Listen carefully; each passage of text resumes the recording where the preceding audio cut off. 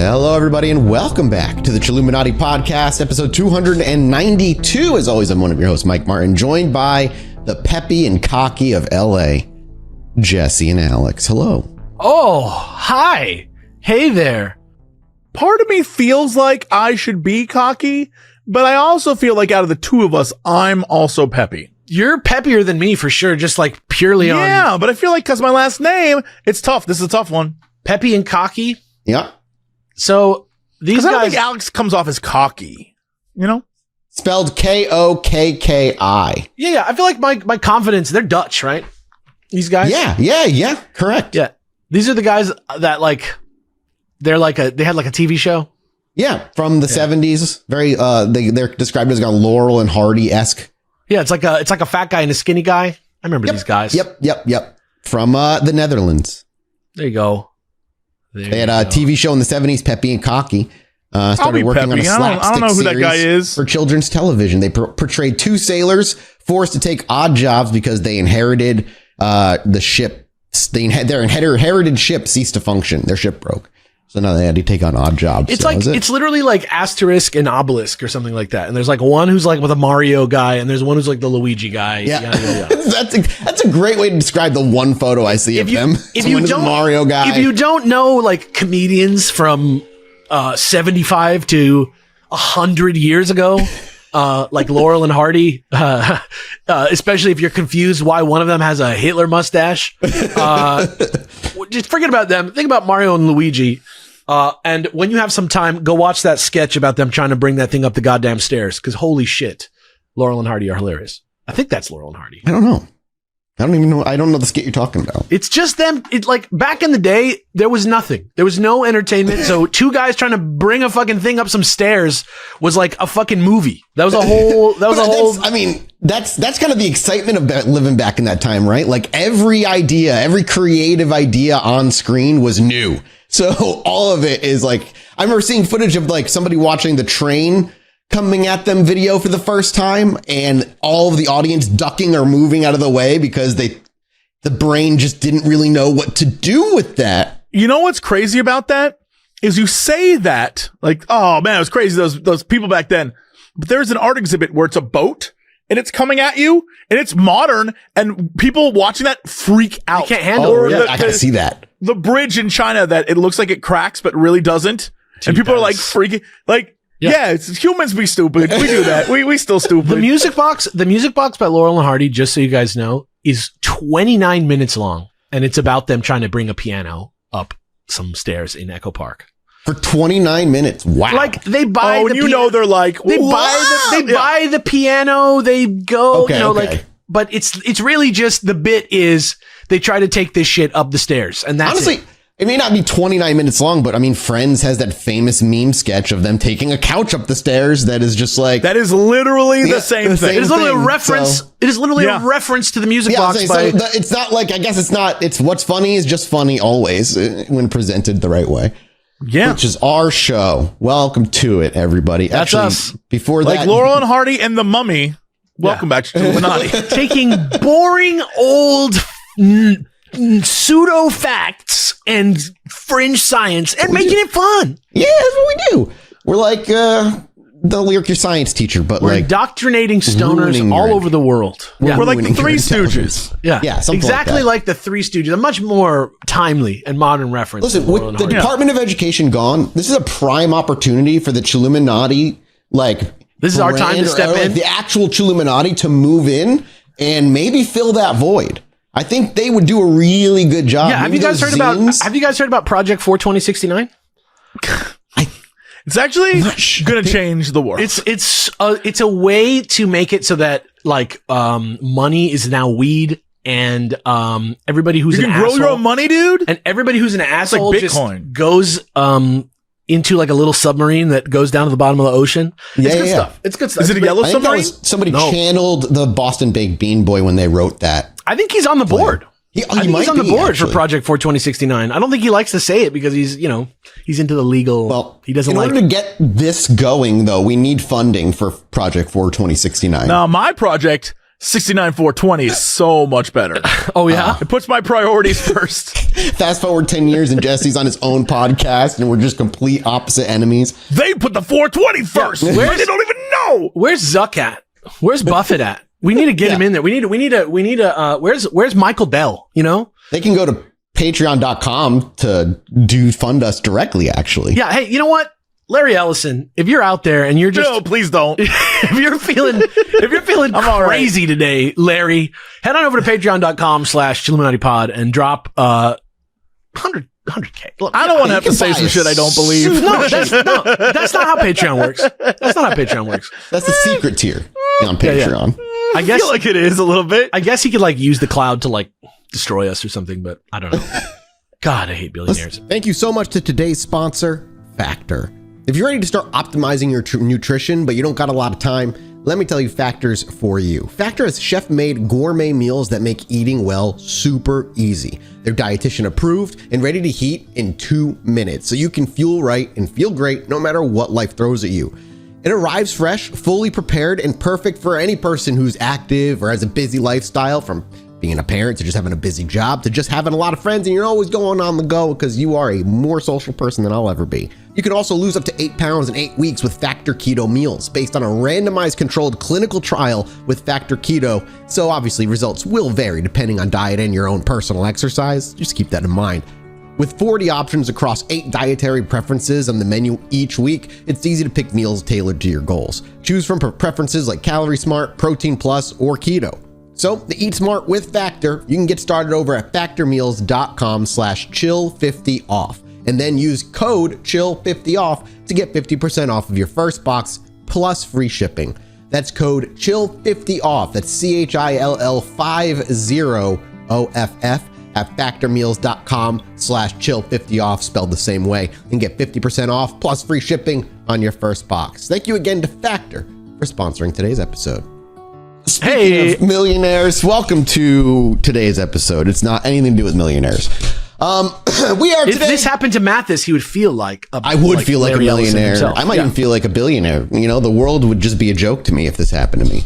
Yes, today, boys, we're doing the second and final part of the Rendlesham Forest UFO incident. Now, if you remember previously, we covered the insane shit that happened on the events in December of 1980, when something very strange descended on the twin bases of RAF Bentwaters and Woodbridge. We followed the people like Jim Peniston and John Burroughs into the woods after seeing lights that didn't belong to the woods that they were familiar with. They said they witnessed physical traces, strange radiation readings, and we also heard a little bit of audio from Lieutenant Colonel Charles Halt, calling it as it happened out there. I remember hearing the lights moving in different directions and like a beam hitting the ground. That was really cool. Yeah. It was a multi-night, multi-witness event involving trained military personnel on a potential nuclear base. And I say potential because the UK government doesn't confirm nor deny if nuclear weapons have ever been or were on or will be in any base. And now we're going to move into the second act. And this is where things start to get really kind of confusing, not just in terms of claims being made, but in the web of weird responses, possible cover-ups, purposeful and sometimes accidental confusion, and contradictions that followed in the reporting from these people. What happened after the forest encounters is arguably, in my mind, more fascinating and revealing than the incident itself. Because in the weeks and months, even years after those nights, new witnesses would continue coming out, strange memories resurfaced, documents began surfacing out of nowhere, and in the middle of it all, the UK Ministry of Defense decided it wasn't particularly interested in any of it, and they kind of just wanted it to go away. So, in this second part, we're going to go deeper. The testimonies that we didn't hear in part 1, the infamous Halt memo and how it got kind of twisted, the UFO researchers and government types poking around at the case, and finally, obviously, the skeptics and the debunking theories as to what people think may have happened, if not a weird UAP thing. What do they have to say, and does it actually explain everything? And we're going to give the Rendlesham Forest story, I think, the kind of scrutiny it deserves, which is why this was fucking 40 pages, and I cut off We're down to 32. So this is a big boy. Strap in. It'll be about an hour and a half, probably. We'll see. But there's a lot here that took me months and months of just trying to detangle and figure out where the source of a lot of this stuff was. So without further ado, let's just get into it again.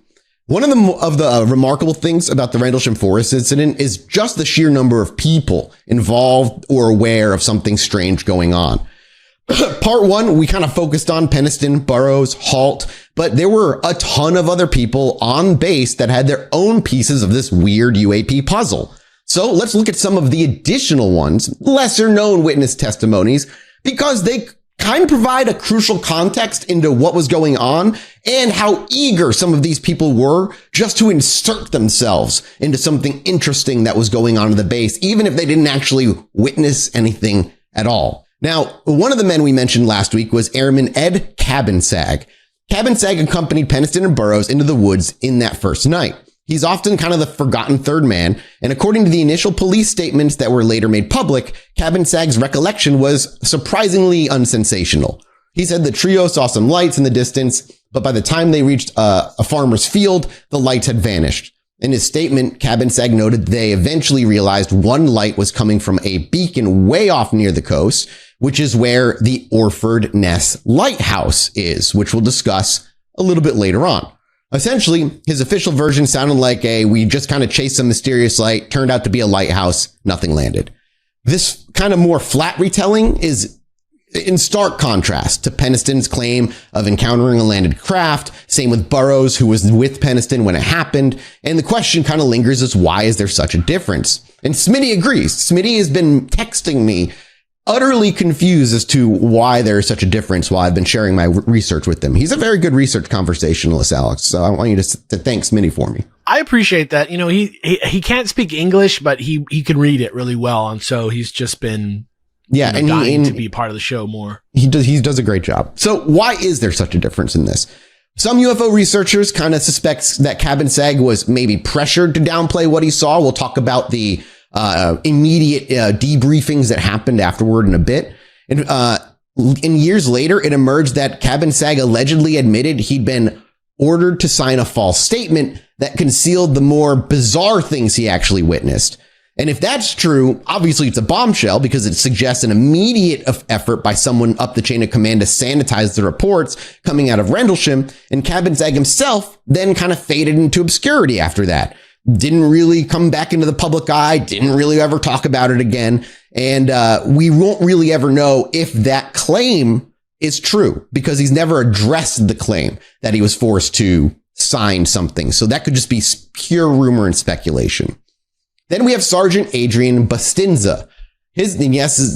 All these guys have incredible names. All of them have. I was about to say, Bustinza's a good name. Adrian Bustinza sounds like it's like a Coen Brothers name. Yeah. Sergeant Adrian Bustinza is another name that doesn't really come up in the official narrative all that often, but Bustinza was a security police supervisor who was front and center on that second night. By his account, he was right next to Colonel Halt during the late night search in the forest, and Bustinza has confirmed some of the weird, strange things that happened. He said when he arrived on site, he saw an object going in and out through the trees, and at one stage it was hovering.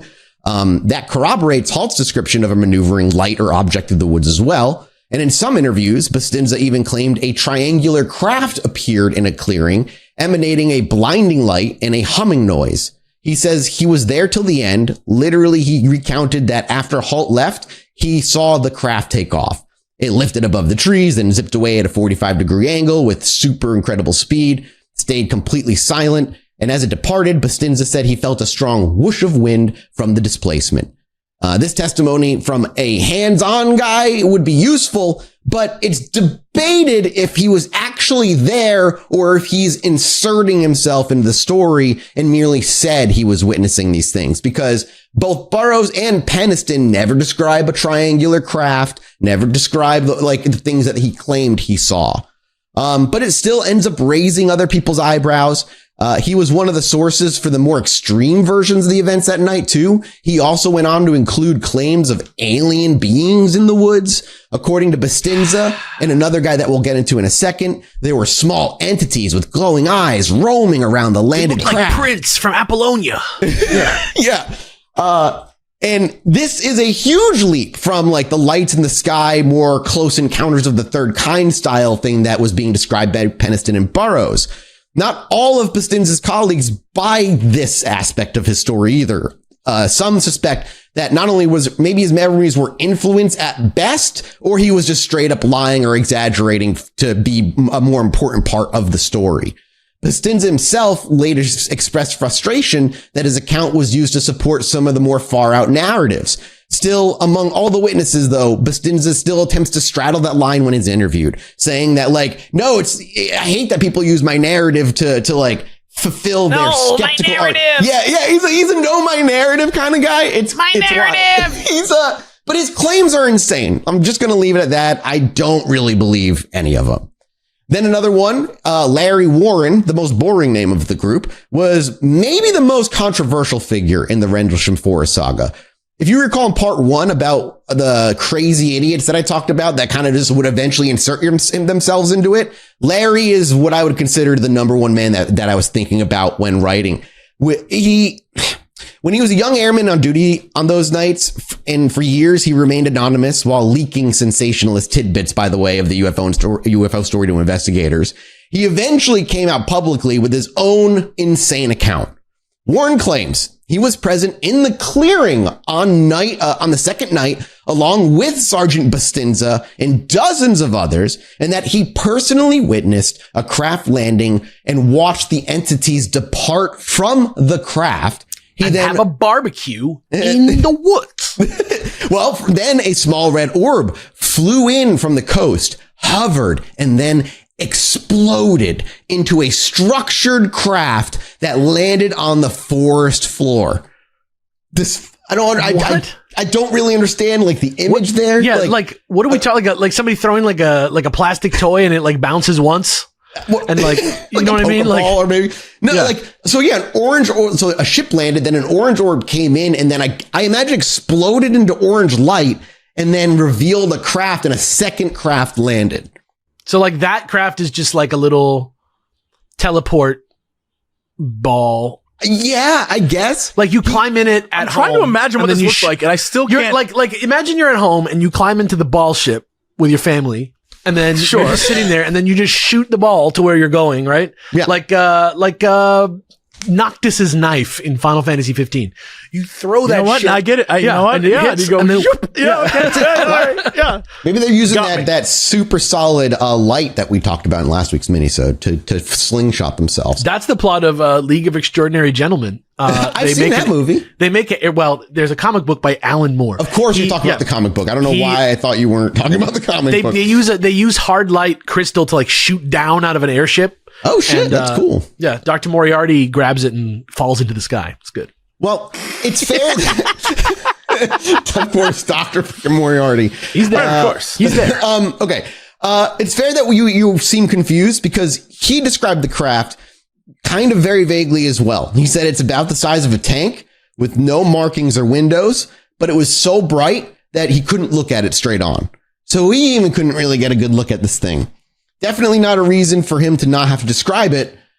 Just was too bright to look at. And if that wasn't stupid enough, he says a high-ranking officer that he named Wing Commander Gordon Williams, the base commander, approached the craft and when the alien being emerged, and a being with humanoid features wearing what looked like a spacesuit or bright clothing. Warren insisted then there was a sudden standoff. No chatting, no handshakes, just a silent face-off between the USAF officer and the alien from another world. Like a samurai and a samurai meeting on a bridge. No, it's a very cinematic story. And I guess to his credit, he kind of helped draw attention to the Rendlesham Forest in the early 80s with his nonsense, but like, not the good kind of attention that this thing needed at all. Many of the actual Rendlesham Forest witnesses, like Halt and Burroughs, have completely disavowed Warren's story. They're obviously, never mind the internal inconsistencies, they're in lack of corroboration. Colonel Halt flatly says Larry Warren was not out there with us that night at all. So, take it what you will. Or is he because he's telling the truth? They don't want to reveal the aliens. Dude. Oh, shit. I can do this. I can be that guy. Dude, that's right. That's correct. Easy. No, you're right. That's what it is. Well, you may say that, but then if you dig into some paperwork, documents show that Warren was not on duty at Woodbridge those nights at all. That's because they changed it. So he just fair. So he just literally was like, yeah, I was there. yeah, that's exactly what happened. That's so honestly whack. how I feel about 90% of the conversations we have about aliens. Is someone's like, yeah, no, I saw it. No, like, for sure. Okay.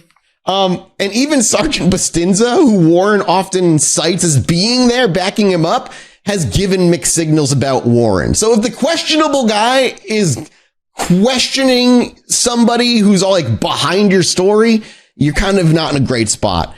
Sometimes he supports parts of Warren's account, and other times he kind of just distances himself from it. He basically cherry picks some of Warren's story to help his own. That's the deep state right there. Right there. Yeah. At work. Over the years. Researchers have continued, like who've done way more digging than I have, but I've seen their work, have some indications that Warren, and obviously not only embellished, flat out lied, and maybe wasn't even at the base when this was going on. Never mind just off duty. So why is he getting himself involved in, like, why are I don't you doing know, that? man. This is the problem with this shit, is like these people get involved and it instantly muddies the water no matter what the actual paper trail and like reported facts are. A couple other people are going to like a little bit less on these people, but still these people were there as well. Staff Sergeant Bobby Ball, which we mentioned a little bit last week. Then Sergeant Monroe Nevels, who we also mentioned. These two were part of Halt's team on that night. Nevels was the disaster preparedness tech who carried the Geiger counter in. He was one that recorded the small bursts of radiation at the landing site. Ball nor Nevels spoke much publicly about what they saw, but on Halt's tape, you do hear their voices and reactions. They're clearly startled, confused, exclamations, also pointing out at the weird lights. Like they're there and they're seeing these things. They're just the kind of person who's like, I don't want to fucking talk about it. Lieutenant Bruce England, who we also mentioned last week. England. I just think of that dude from Austin Powers every time. I said last week, London, England. Yeah, that's how I say his name. He was the shift commander who first alerted Halt. Remember, he was the guy who went back into the Christmas party and was like, sir, it's back. And that's when Halt was like, all right, I'm going to go out there. He also doesn't have a ton of detailed statements out there, but Halt mentions that England and a few others back at the party briefly stepped outside to look toward the forest while Halt's team was chasing the lights, and they reportedly saw nothing out of the ordinary. So just put that out there. They're like, yeah, we didn't go out there, but we also didn't see anything from where we were. Then you have the local British police and foresters. The Suffolk Constabulary was called twice at around 4 a.m. on the first night, which was the 26th of December. And local bobbies showed up in response to the USAF's report for a possible downed aircraft. The cops obviously saw nothing except for a bright light off on the horizon that they quickly identified as the Orford Ness Lighthouse. They logged it as a no incident, just the lighthouse and maybe some stars. Later that morning, when the Air Force showed the police the 3 ground depressions, the British officers shrugged and simply said essentially like, they might be animal tracks. That's all they did. Oh, okay. Yeah, that's it. That's all they did. And then on the next night it happened when Halt's crew was out chasing UFOs. Base personnel called the police again. And this time, by the time the British cops arrived, Halt's team had already finished the investigation. The officers, again, all they noted was the lighthouse because it was already over. So they noted the lighthouse was visible and just assumed that the dumb Americans were just like confusing themselves with the lighthouse, even though they would have seen the lighthouse there every single solitary night for some of the years for some of these people that have worked there. They're like, nah, they just didn't know what they were doing. Also, a forestry commission worker named Vince Thurkettle, I love that last name, went to the landing site later and said that those landing impressions were just rabbit diggings and old forestry marker holes in the soil. He even chuckled that anyone could mistake them as spots where a spaceship's tripod landed. With one witness, upon hearing Thurkettle's take, said, quote, I know the difference between rabbit holes and landing gear impressions. But he remained anonymous to who that was on the base. Just that was his response. And then there was just a handful of others. There was somebody by the name of Airman First Class Bonnie Tamplin, who we talked a little bit, but she was really not super involved. There's a story that goes that she was in her patrol vehicle near the forest when the bright light engulfed her Jeep, causing the engine to die, which we touched on last week a little bit. And she's the one that panicked and drove back. And then beyond that, there's really nobody else of note that's to bring up. So those are the main names that are involved, those who have forced themselves in and others. And then we move to a little bit less than a month after the event. The events happened on December 26th and 28th, I believe it was, or 27th. On January 13th, 1981, so like 2 to 3 weeks after, Lieutenant Colonel Charles Halt typed up his now famous but brief memo titled Unexplained Lights. This would, of course, be labeled as simply the Halt memo. It was just over 2 weeks after the incidents, and Halt addressed it to the RAF liaison at the 3rd Air Force, basically sending it up the chain on the UK side since this happened off base. Also a reminder, this is the 80s. There is no email, no instant communication. It takes time for things to kind of like move around. Even if they did get around quickly, it wasn't as instant as it was now, as it is now. Little did he know that this one-page report would become one of the most famous, I'd say, documents in the UFO lore. Initially, it was a low-key internal memo, and some say it was deliberately low-key. So we're going to break down what is said quickly and why it kind of caused a stir. So in the memo, I'm going to link you boys the memo so you can see it. It's really long, but I will give it to you. I've like flirted with this memo before. Yeah, if you're UFO curious. Oh yeah, it's a full-on document. Hilariously made available by the Black Vault. Yeah, Black Vault they're the FOIA king over there. That dude's the FOIA king. Fucking memo, 383 pages memo. It's huge. I have not read the whole thing. Also, Halt went on to write a book called The Halt Perspective. Oh, wow. It's 800 pages. I heard that it was like one of the most direct, kind of most boring books ever. So when I grabbed it, man, there's not even like an intro. The book just kind of starts and it is like just stream of consciousness. What does that mean? Like, it's like not good? It's not written like somebody would take their story and at least package it in like a narrative like I do, right? Like I write these things to kind of have a story, right, like flair a plot to them. No, he's just like, here's 800 pages of what I think and why I think it. And that's it. And it just goes and goes. And he has a ton of documents he mentions and people's names.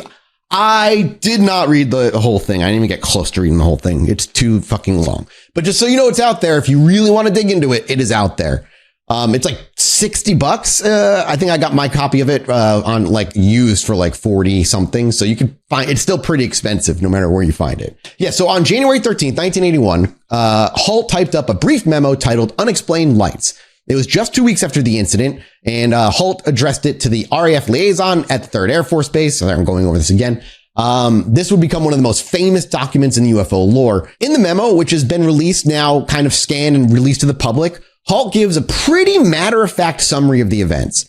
2 USAF security patrolmen saw unusual lights outside the back gate in the early hours of December 27th, thinking an aircraft might have crashed. They got permission to check it out. They reported a strange glowing object in the forest, metallic in appearance and triangular in shape, about 2 to 3 meters across and 2 meters high, with a pulsing red light on top and blue lights underneath. The memo notes that as the patrolman approached, the object maneuvered through the trees and disappeared, and that nearby animal farms went crazy during the sighting, which we talked about last week as well. Hall then writes that the next day, 3 depressions in the ground were found where the object was seen, each about 1.5 inches deep and about 7 inches in diameter. He mentions that on the night of the 29th, and this is where controversy pops up because he wrote December 29th, but it was actually the 28th, according to everybody else. What are we talking about time-wise here? 1 day mistake. No, but I mean, was it like 11:30 p.m. on the 28th? No. It's literally just like the day of the event. Like it's not an hour's difference. It's just a wrong day written at the top. He's admitted it. It was a mistake. It was meant to be 28. So he just was like, whoops. But it was 2 to 3 weeks after when he wrote, 2.5 weeks after he wrote this.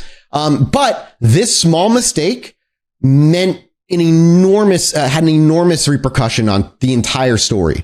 One, when the government, the Ministry of Defense, went to go look at records for the next day, the day after and the day before, they were already looking in the wrong time slot. So they were not going to find the things that he said they would have found on the days prior and the day after, because of that day. On top of that, it is like the smoking gun that a lot of skeptics use to show that like he couldn't even get the day right. Why do we believe anything else he said? But hang on to that because we will talk about that a little bit more. He also noted that they checked the area for radiation of readings of about 0.1 milliroentgens, which is like the measurement, with higher peaks in the depressions and on a tree trunk. Then later in the night, a red sunlight was seen through the trees that moved about and pulsed. It then broke into 5 white objects and disappeared. After that, 3 star-like objects were noticed in the sky, 2 to the north, 1 to the south, hovering and beaming down a beam of light. Halt concludes by saying numerous personnel, himself included, witnessed this. In essence, he eventually validates that something unexplained happened. But even to this day, Halt doesn't believe in aliens, in non-human intelligence stuff. He just simply says it was really fucking weird. Here's what I saw. I can't explain it. That's all. Honestly, respect for that. Agreed. Yeah. If you read the memo today, it's just kind of straightforward and dry, especially considering what it's written about. It's very classic military memo tone, no exclamation points, no speculation, just this was observed. Here's what happened. Here are my questions. This is what I want to know. This is what I know. But a few things do kind of stand out. For one, Halt downplays the first night's encounter. He doesn't mention Sergeant Peniston's claims of touching a craft or seeing symbols on it. That's probably because Peniston hadn't shared those details through official channels at that point. In fact, Peniston's more extraordinary claims that we'll talk about later didn't even surface until a few years later. Halt just calls it unusual lights and a glowing object. The second night, or third night as he puts it, the second night it happened, he describes the phenomena but without any interpretation. Not once does he use the term UFO in the memo. It's like I said last week, it was already a poison term in the 80s, so that doesn't surprise me at all. He probably didn't want to sound alarmist or crazy. You can almost kind of sense his internal military officer just taking over on this memo. His like PR training. Yes. In. Yeah. So he just sticks to observations and lets those who are reading it draw their conclusion. And initially, this memo didn't circulate beyond defense circles. The Ministry of Defense in London received it, filed it away, and officially just kind of shrugged, did nothing about it. And as we saw earlier, when questions were later asked, the Ministry of Defense stated that Halt's report was assessed by air defense staff and deemed to contain nothing of defense significance. Therefore, they took no further action and didn't even respond to Halt. They basically just kind of filed it under interesting but not important. That was basically what it was. From their perspective, if it wasn't a hostile aircraft that entered the UK airspace, no damage was done, so case closed. Which sounds mighty familiar to the drones happening around our air bases right now, where the official response from them is, it's not a threat. They're not doing anything, so we're not going to do anything. It's just like, what is it now? How many years since the 80s? I almost said 20 years since the 80s, which makes me feel... Yeah, that's about right. And all is well. 45 years ago. Everything about that seems totally fine. Yeah. I'm going to go have breakfast at the World Trade Center tomorrow. Yeah, it's great. Oh, yeah, dude. Sweet. Oh, I can't wait. I've never gone, but I'm looking forward to visiting one day. Very tall, I hear. Yeah. And for a couple years, the Rendlesham Forest incidents remained real quick. Remain nothing more than just an internal whisper. On base, it allowed rumors to swirl. And among UFO enthusiasts in Britain, there were murmurs that something big happened at a U.S. airbase over Christmas in 1980, but there was no official confirmation. It was all just hearsay. But that eventually changed in 1980. Through the U.S. Freedom of Information Act, a copy of Halt's memo was obtained by researchers. In October of 1983, the UK tabloid News of the World ran a screaming headline in all caps that said, UFO lands in Suffolk, and that's official, with a giant exclamation point right at the end of it. And boom, that's it. The story was out, and it was now global news. Here was a bona fide military document describing a UFO encounter on British soil. The fact that Halt was a high-ranking officer ended up lending it tremendous credibility to the public. This wasn't some random citizen filing a UFO report. It wasn't MUFON showing up. It was the deputy base commander of a major NATO installation. And the tabloid made the most of it, embellishing details, framing it as a cosmic drama for people to imbibe. The public loved it. They fucking ate it up. And now, suddenly, Rendlesham Forest was now mentioned in the same breath as Roswell. It basically is, like, in terms of, like, it really is. Culturally, right? Like, it basically is. And the cover-up aspect of it is very reminiscent of Roswell. If you're English or British or whatever, you probably feel similarly about this if you were there. Right. Where you were like, whoa. But like, here we go again, too, though. Like, it's a tabloid, so they're embellishing and just, like, creating things that, like, that didn't happen, which further just makes things muddy. Muddies it up. Do either of you think, and this is just on like a human level, knowing the English, that when a bunch of Americans are like, yo, guys, aliens, and they were just kind of like, oh, duh. The Yanks are out. We mentioned it last week briefly. Depends on what year it is. They weren't fond of every each year. other. Every year forever. Yeah. I promise you, every British guy's been like, the Yanks are doing it again. They were not fond of the American troops. Let's just put it that way. They just weren't fond of them. I get it completely. Yeah. I just know that when they're getting calls and things, they're just like, calls from the Americans. Here we go again. Yeah, they're like, there's aliens in our backyard, bro. Send the cops. Like, there was a dude, like Chief Inspector Nottingham, who was just like, Chief Inspector, they're getting a call from the Yanks again. It's like, oh, duh. I don't know why they all sound exactly like that, but they definitely did. The ones that are saying that are. Yeah, agreed. For the witnesses, this publicity was a double-edged sword. Obviously, on the one hand, it helped vindicate those who had been saying all along, we're not crazy. Something happened. We just don't have any of the documents to prove it because they're all classified. And Halt's memo was finally proof that they did report it through official channels. But on the other hand, it shoved these guys, many of whom were still in active duty or bound by clearance, into an uncomfortable spotlight out of nowhere just 2 years after the events happened. And the Air Force wasn't thrilled. Let's just say that they were not happy about that. There were reports that some witnesses were warned or debriefed into silence, and Halt, for his part, kept pretty quiet publicly for a while after the leak too. The memo itself became a subject of scrutiny. Skeptics immediately pounced on a couple of points. First, like we mentioned, the date discrepancy. Halt wrote the sightings were December 27th and 29th. Most now agree it should be the 26th and the 28th. Likely, it was just a memory slip or confusion from writing this 2.5 weeks later after the event happened. He was requested to write this memo as well. That's why he was writing it later. Why the time discrepancy there? Because they requested it late. They just requested it. This is fucking annoying. Will you just write this? But I feel like scrutiny? In most cases, be it officer, like police officer or officer in the military or anything, like anytime anything happens, you're doing paperwork. Well, remember too, the blotties, were they called, were gone. The daily logs for that night, the next day were taken. They just got rid of them? Right. They didn't throw them away. I think they classified them as what they said that happened, but I don't know. But yeah, I don't. Gone and classified are two different things.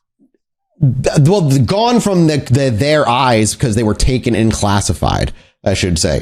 But there's no evidence of that though. So I'm just giving story of what is being said. Why the date discrepancy, I don't know. But that's exactly what the skeptics jump into too. If you can't get the date right, then what else in the memo isn't right?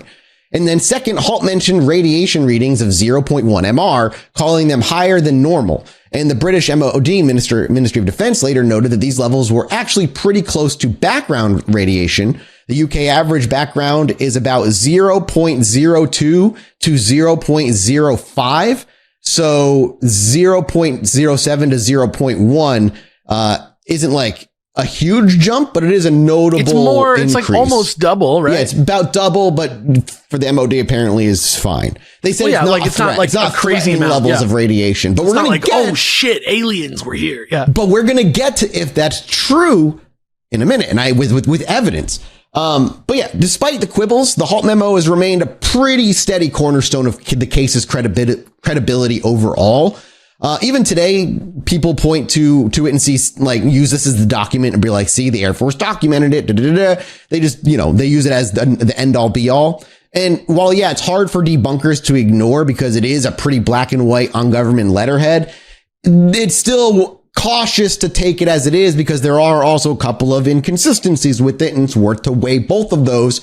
And when you take this into consideration, I also want to say it's also worth noting that Halt left out. He never speculates that it was maybe a Soviet satellite, nor does he ever speculate in the memo that it could have been a craft for another world. To address those claims, you mean? So there are people who think that he did, but I think it's just muddying the waters. He never mentions it. He doesn't talk about a craft from another world. He doesn't talk about a Soviet satellite. He doesn't mention specifically, he says what?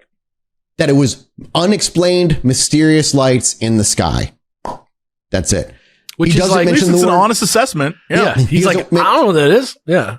And he doesn't mention the word alien or anything about creatures running around, like Warren said.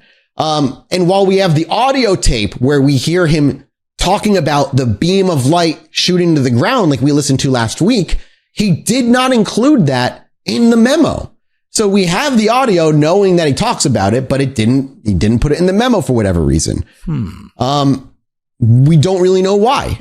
Maybe he thought that it would be too much or too weird for them to take seriously if he did put it in there. Or maybe he only remembered that clearly after reviewing the tape later. Or maybe we'll never, there's a reason we could never possibly fathom as to why he did it. I don't know.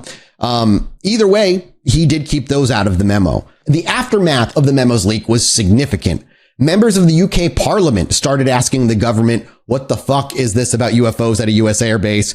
Did you investigate this? One famous exchange was with Admiral Lord Hill Norton, former chief of the defense staff. That's the guy who sounds like this. That's exactly the dude who has that accent.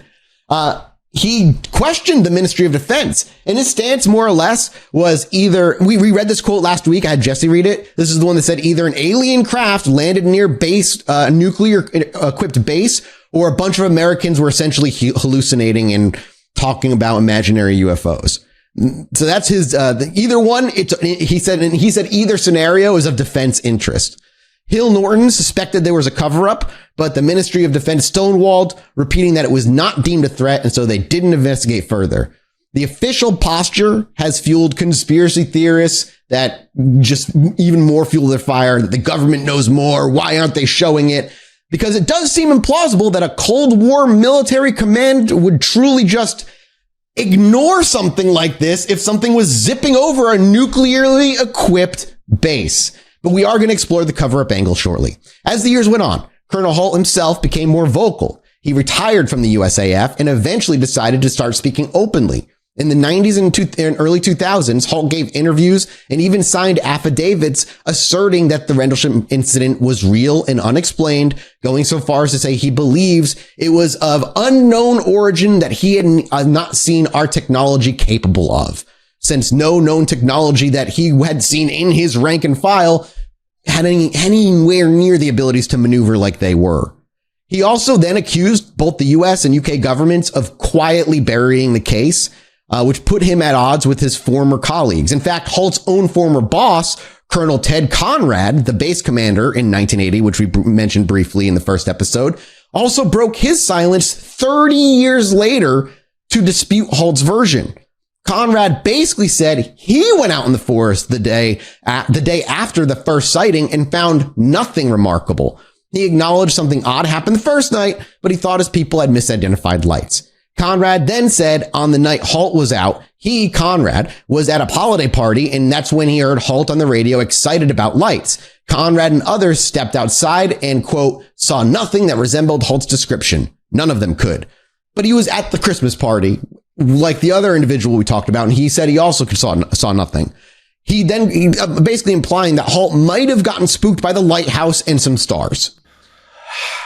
which I find it's happened to the best of us. Right? Yeah, right. You're just out there, exploring that piece of coastline that you always explore, and then one day you forget the lighthouse is there and think you chase it around for a while, and that 100 years old lighthouse, you just chase it like a dog. Conrad even scolded Halt publicly, saying Halt should be ashamed and embarrassed for suggesting the UK and US conspired to cover up this incident, adding that Halt, quote unquote, knows better. Getting scolded like a kid. And this public spat between the two of them, the two high-ranking officers essentially calling each other mistaken or insulting each other about what happened on their watch. For many, Conrad's skeptical take dented the case's credibility, and for others, it was seen as a loyalty to the military line kind of thing, that he was towing the official nothing to see here line versus Halt, who they see as more whistleblowers. But again, even to Conrad's own admission, he was at the Christmas party anyway. He didn't go out there or anything. He went out after it happened and saw nothing during the day, which we know that nothing was happening during the day. There was indentations, but beyond that, he just was again, it's just weird. It's just weird to go so aggressive 30 years later. It is weird, but also, I mean, I would imagine there's an honesty to it. Sure. Like if you're at the party, you open the door, you see nothing, you're going to say, I saw nothing. And you're going to be like, this guy, he's talking shit. And I understand where you could come from. Sure. I feel like I would be definitely like, I'd be pissed if someone's like, you're towing the line. Like, no, dude, I went outside. There was nothing there. You didn't see lights. Yeah. And I get that too. I don't know. I find it weird that it had to be such an aggressive, like, come out. Like, it just feels like a long. Well, you said it was 30 years, right? 30 years. Yeah. So he's probably been dealing with that for 30 years. It's kind of like, I imagine it's when, yeah, that's totally was fair. It Aldrin or the guy one of the astronauts punched that dude for questioning if it was fake? No, you're correct. Absolutely. Like, I can imagine after a while, you'd be like, I'm so tired of you guys, and you just lose it. For sure. No, yeah, I agree. You're actually 100%. 30 years, that would drive me fucking insane. So, all in all, the Halt memo sparked, whether you believe it or not, fucking sparked and ignited the Rendlesham Forest story worldwide. It lent a lot of weight to the story, but also became a focal point for controversy in a way to see it as, from a skeptical light, deservedly so. It's fascinating that one short document, honestly, can be like this end all be all when we've got so much other shit in paperwork that is more interesting. But this is just like, I think the simplicity of it is really why it's so easy for people to kind of grab onto. And that kind of brings back into the story Nick Pope. Now, Nick Pope is the guy who co-authored our main source, which is the Rendlesham Forest incident. Pope was also initially a skeptic. To remind you, from 1991 to 1994, he was assigned to a small, basically Mulder-style Ministry of Defense office that handled the reports of the unidentified UFOs. Again, X-Files, very X-Files style. He was initially a skeptic about UFOs, just like J. Allen Hynek when he kind of got that same position, just doing his civil service job of logging and investigating sightings to see if there was any defense threat. But it was the Rendlesham Forest incident that landed squarely on his desk as one of the Britain's major unresolved cases that eventually turned him to a believer. We mentioned that he co-authored the book, which has kind of been our guide through the story so far. But Pope has essentially become Rendlesham Forest's chief advocate, especially out in the UK, often citing it as the case that convinced him something unexplained and possibly extraterrestrial, though he always hesitates to go that far, happened. But his stance didn't form overnight either. It evolved as he dug into the Ministry of Defense files and talked to witnesses. Nick Pope has said that when he first learned about Rendlesham, he was astonished that such an incident involving U.S. Air Force personnel and apparent craft could essentially be swept under the rug. He reviewed the MOD's paperwork on it, which wasn't much beyond Halt's memo and some internal commentary. According to Pope, the file he found was thin, which in itself was odd given the magnitude of the claims. This either meant for him the MOD truly didn't do much, or that additional documents were stored elsewhere or missing, cue ominous music of conspiracy. He famously wrote, quote, this was either the biggest non-story and everyone was mistaken, or it was one of the biggest cover-ups in MOD history. Wow, that's like every single story. I'm just giving you his quote. That's what he said. And you're Either right. it's real or it's fake, and the government's covering it up. Yeah, literally. Over the years, Pope's public stance became very pro-witness. He often emphasizes the credibility of the men involved, saying things like, these were trained military observers in charge of guarding nuclear weapons, not drunk yokels who saw a flying saucer above after pub hours. In interviews, Pope points out that multiple witnesses, a recording, and physical traces make Rendlesham incredibly compelling, saying things like, this was not some vague lights in the sky sighting, something actually landed. To Pope, the combination of radar, radiation, and testimony pushes the case into what he considers higher tier. He also played a part in later developments too. For example, John Burroughs' fight to get medical benefits. Burroughs, one of the airmen that was there from night one, ended up suffering mysterious health issues, including heart problems. And this all happened immediately after in the years following, and believed to be caused by whatever he was exposed to that night. The U.S. Veterans Administration initially just stonewalled Burroughs, even oddly claiming at one point that they had no record of him serving in December of 1980, which makes no sense. So, with the help of an attorney and Senator John McCain, Burroughs pressed for declassified info, and in 2015, he finally won a settlement and full disability for injuries, quote, received in the line of duty in 1980. Importantly, Burroughs then obtained UK documents that acknowledged the presence of high levels of radiation at the landing site, higher than normal background, enough to be potentially hazardous in a totally separate classified document that he had to dig out. And Nick Pope was instrumental in getting all of this out in the open and publicizing it.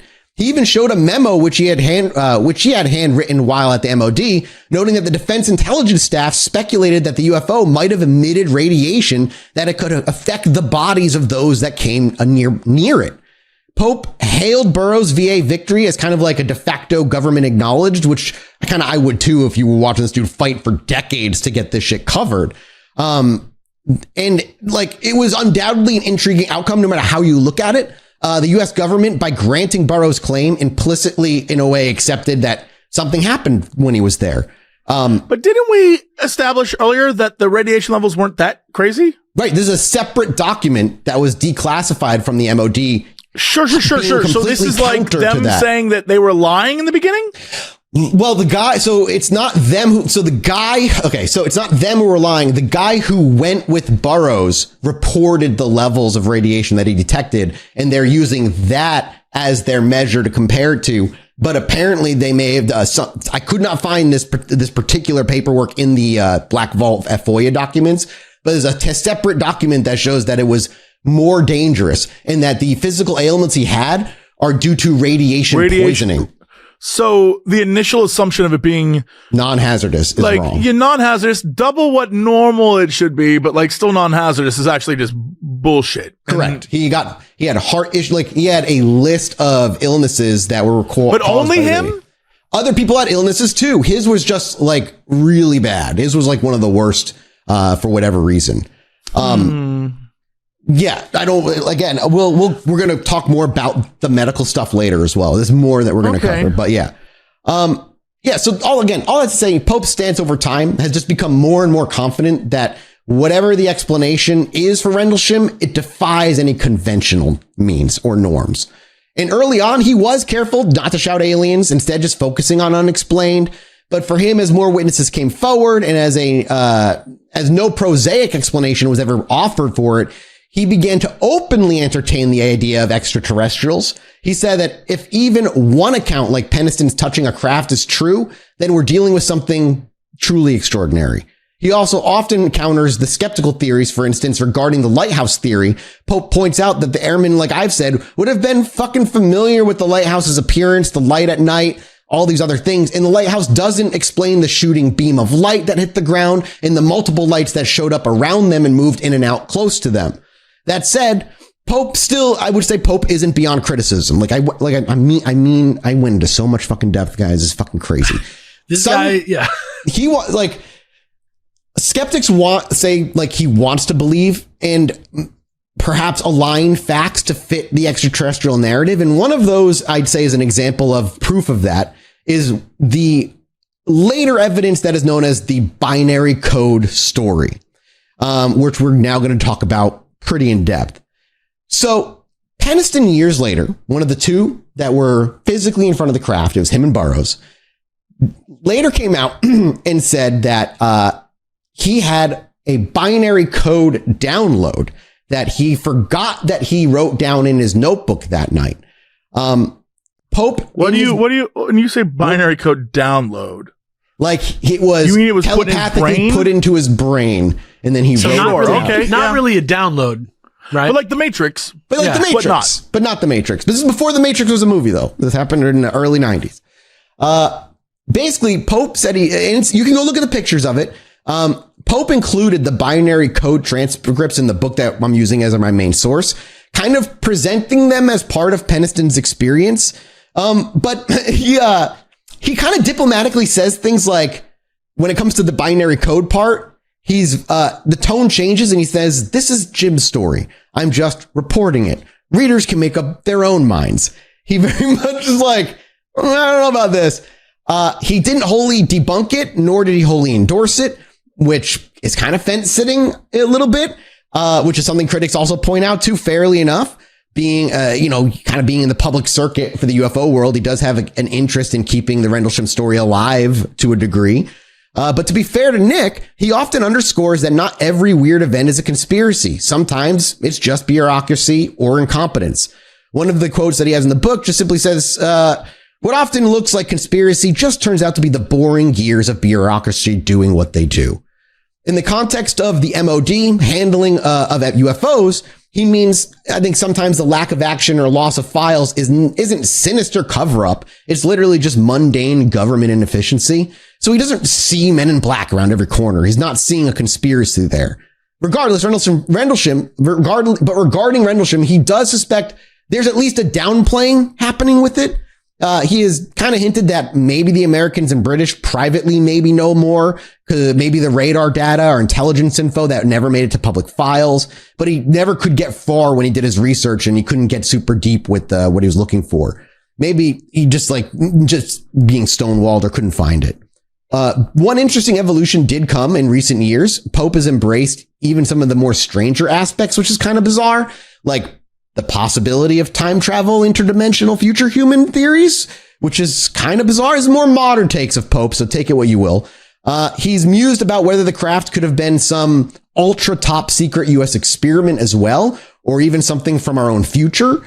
These ideas are weird in that they fit into UFO lore now, but not remotely something he ever brought up in the decades prior to it. So Pope kind of ends up in modern day as something of something weird happened, and I wouldn't say no to it being something completely bizarre like time traveling aliens or something. With that, though, I want to now move into the skeptical lens. Let's talk really quickly while you're talking about Pope. I was like, where do I know this name from? I know this guy, like not just from the show. I know this name. Yeah. Dude, a few years back, like pre-COVID times, this man was on IGN. What? Really? Promoting XCOM. They hired him. I'm not even joking. XCOM? He 100% was. Bro. That's how I know this dude. That's funny. That's awesome. That's awesome. I don't know like how that makes me feel. That's like the perfect guy to bring in, at least. Because like people who play those kinds of games are niche anyway, and there's a neat. Oh, that's that's I was fantastic. like, why do I know this name? And I was like, IGN, Nick Pope, and it's like, yeah, he went on to go promote an XCOM game. That's so funny to me. That's awesome. I love that. So let's move into the skeptical lens for a bit here, because as compelling as Rendlesham is, and it is wildly compelling, there are a ton of people here that say there is no mystery at all.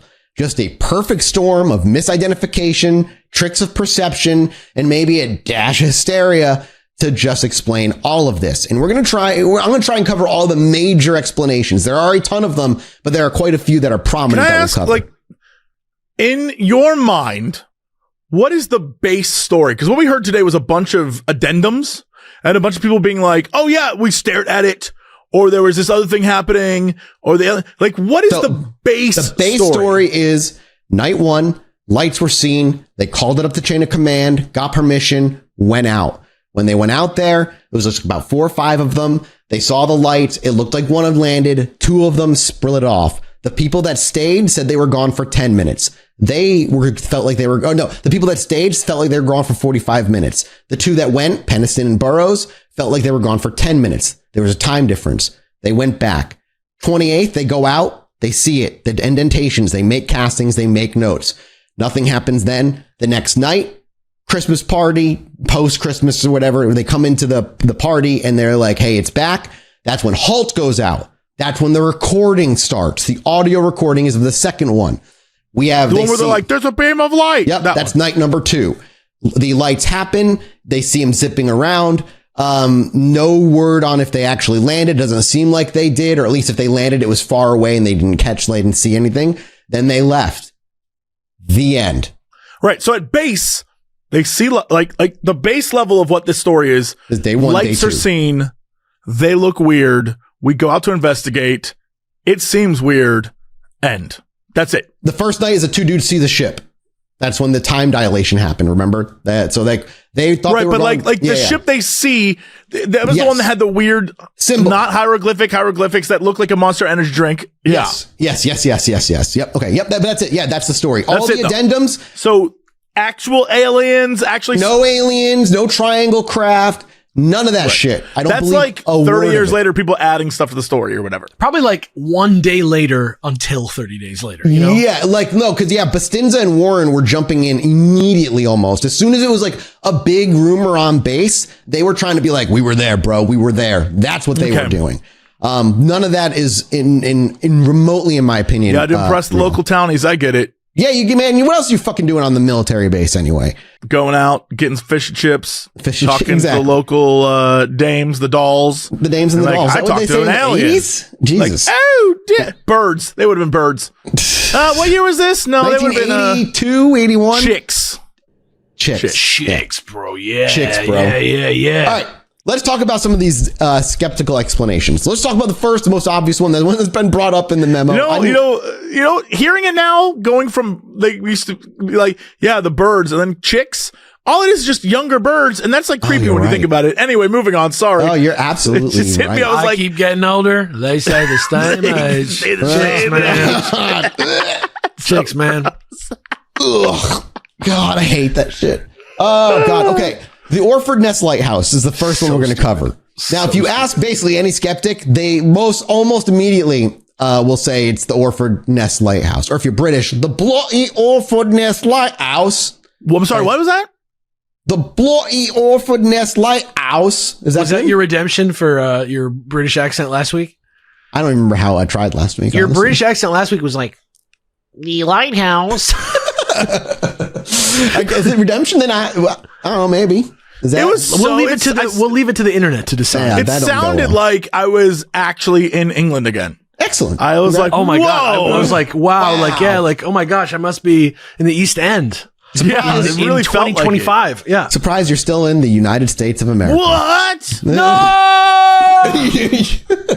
Yeah, the Orford Nest Lighthouse is a lighthouse. It was actually the it's like you weren't even trying. Lighthouse. I was like, is that Mark Meir? Wow, he's so good, dude. What a great voice actor. Oh my God. When they do the new Mass Effect, I don't know if he's part of it, but if he is, let me be his twin brother. Yeah. Perfect. I'll just show up and talk like that. And this one, Shepard is a East European vampire. Bloody Commander Shepard. Okay. So the Orford Nest Lighthouse, which was on the Suffolk coast until it was decommissioned in 2013, is very central to most of the mundane explanations. The lighthouse sits about 5 miles away from the Rendlesham Forest, flashing a bright rotating beam every 5 seconds through the trees at night, especially if you're moving. It can appear like a distant vehicle or moving object. And I've been tricked myself with stars in the sky before that we've talked about on the show, where like, if you move a bit, or even if you breathe, if you're the star in the sky you're looking at is surrounded by basically nothing or just like one thing, it can look like it's moving. but it's just your body's movement creating a hallucination. So the theory goes, on night 1, just after 3 a.m., a bright fireball meteor, they say, streaked over southern England. There really was a particularly bright one reported at that exact time. Penniston, Burroughs, and Cabinsag see that flash and maybe some trailing debris and think something crashed into the forest. Hearts, their hearts are pounding. They get excited. Let's go in. They spot a beacon of light shone through the trees, and that's the lighthouse. They chase it for a while, stumbling through brambles until they reach a vantage point near the farm where they finally realize, oh shit, it's just a light coming from the coast, from the lighthouse. And that's when Burroughs' own written statement that we talked about, where he says that they explored for about 2 miles. We could see it was coming from a lighthouse and ended it. He later acknowledged this is exactly what happened on night 1. And if that's true, it means no landed craft on night 1, just a lot of running around after benign light. It also means Penniston's vivid memory and story of a close encounter with that ship didn't happen as he initially reported, or he kept those details to himself. It's possible Penniston truly believed later that he also encountered the craft, but on the night under adrenaline, maybe he misinterpreted shadows in a light.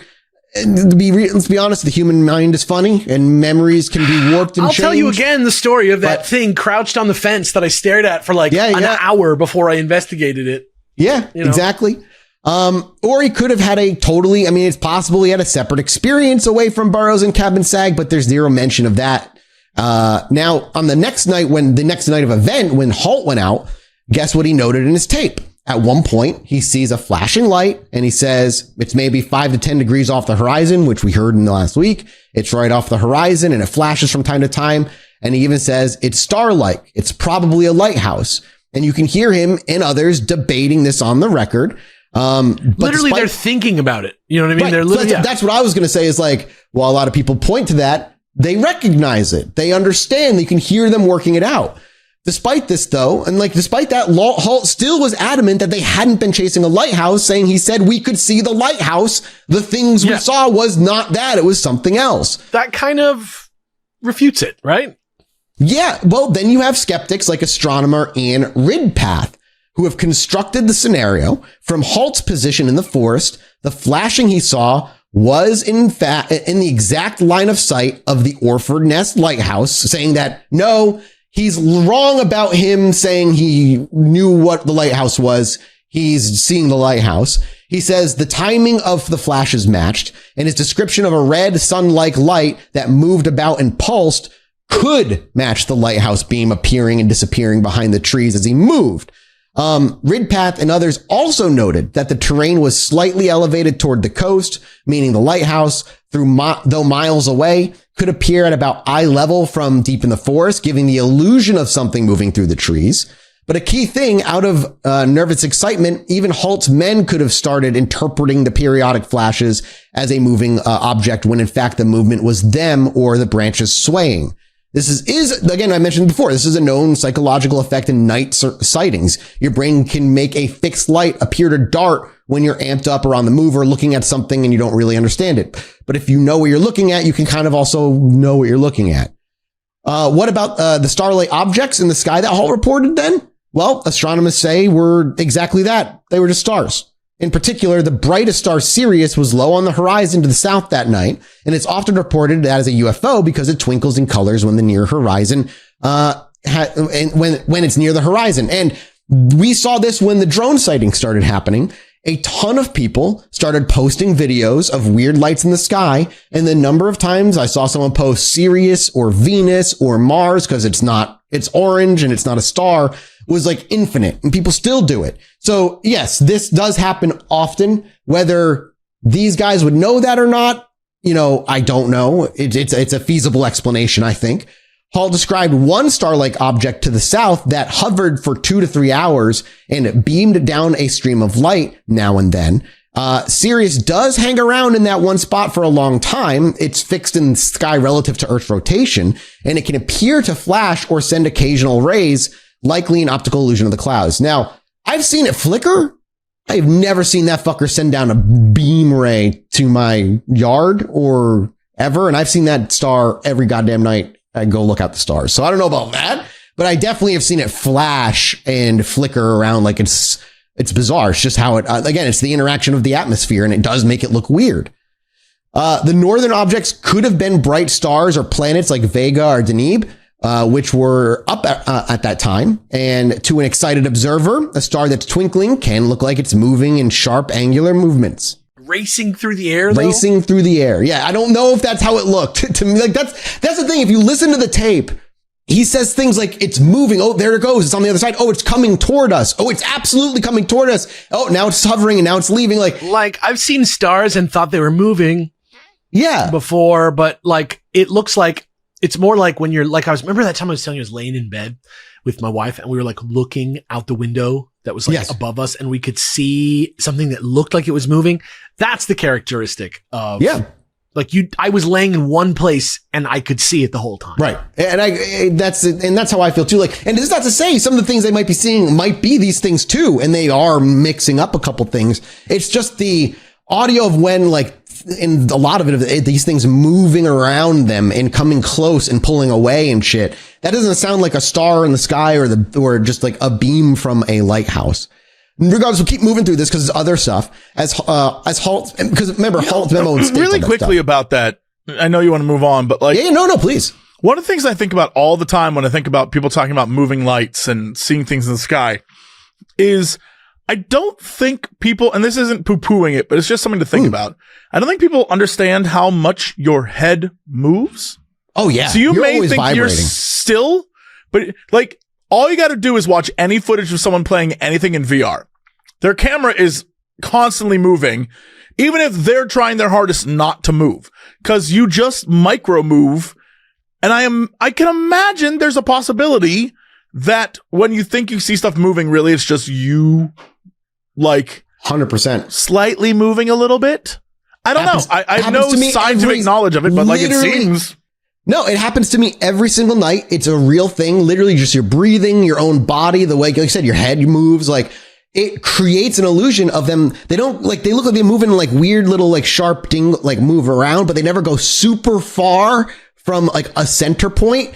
And that's if you stare at it long enough, you'll realize, oh no, it's not moving. But like once you recognize that, you know, you can start to realize how much you see is just an illusion. Same thing with like more modern satellites too. When you look at a satellite, it doesn't move in a straight line per se. Like it is moving in a straight line, but it looks like it's swimming through the sky. And that's due to the atmosphere, your own eye, and due to like of its own orbit. It's not swimming. It's not a UFO. It is just the way something looks like it's moving to the naked eye. And that's all very important to keep in mind. So the hardcore, let's go to the no craft as well. They say it was just a meteor that had a fiery streak, the lighthouse beam.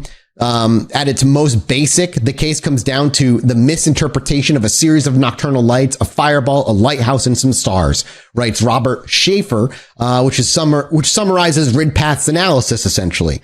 It sounds almost disappointingly simple, but sometimes reality is underwhelming. And that's, like I say, it's worth taking these into consideration. Obviously to bolster this, there's no, the skeptical viewpoint. There are no photos or videos that we're taking because, they were just running around the fucking forest in 1980. No definitive radar returns were recorded. We're going to get more to the radar in a little bit. And the local police and foresters saw zip diddly nothing when they eventually showed up, as we talked about earlier, which zip is diddly and nothing? Zip diddly and nothing. Those are the 3 Rice Krispies, right? I believe so. Yeah. Those are the pedophile twin brothers of them. You know what? Yeah. Why they gotta be pedophiles, man? The Rice Why Creepies. do that? Those are the Rice Creepies. The Rice Creepies? The Rice Creepies. Love that. I don't want any art of the Rice Krispies. Rice Creepies, thank you. Yeah, they're saying basically if an actual spaceship were zipping around, how did so many people miss it? Maybe at a distance, they didn't have the vantage point that they needed to see what it really was, or the phenomena was hyper local and low to the ground. But skeptics use the absence of widespread observation beyond the military people that saw it as an argument for a contained, misperceived, mistaken light. Do you think that the reason if that's the case, right? Like if the idea of it seems like how come only these guys saw it?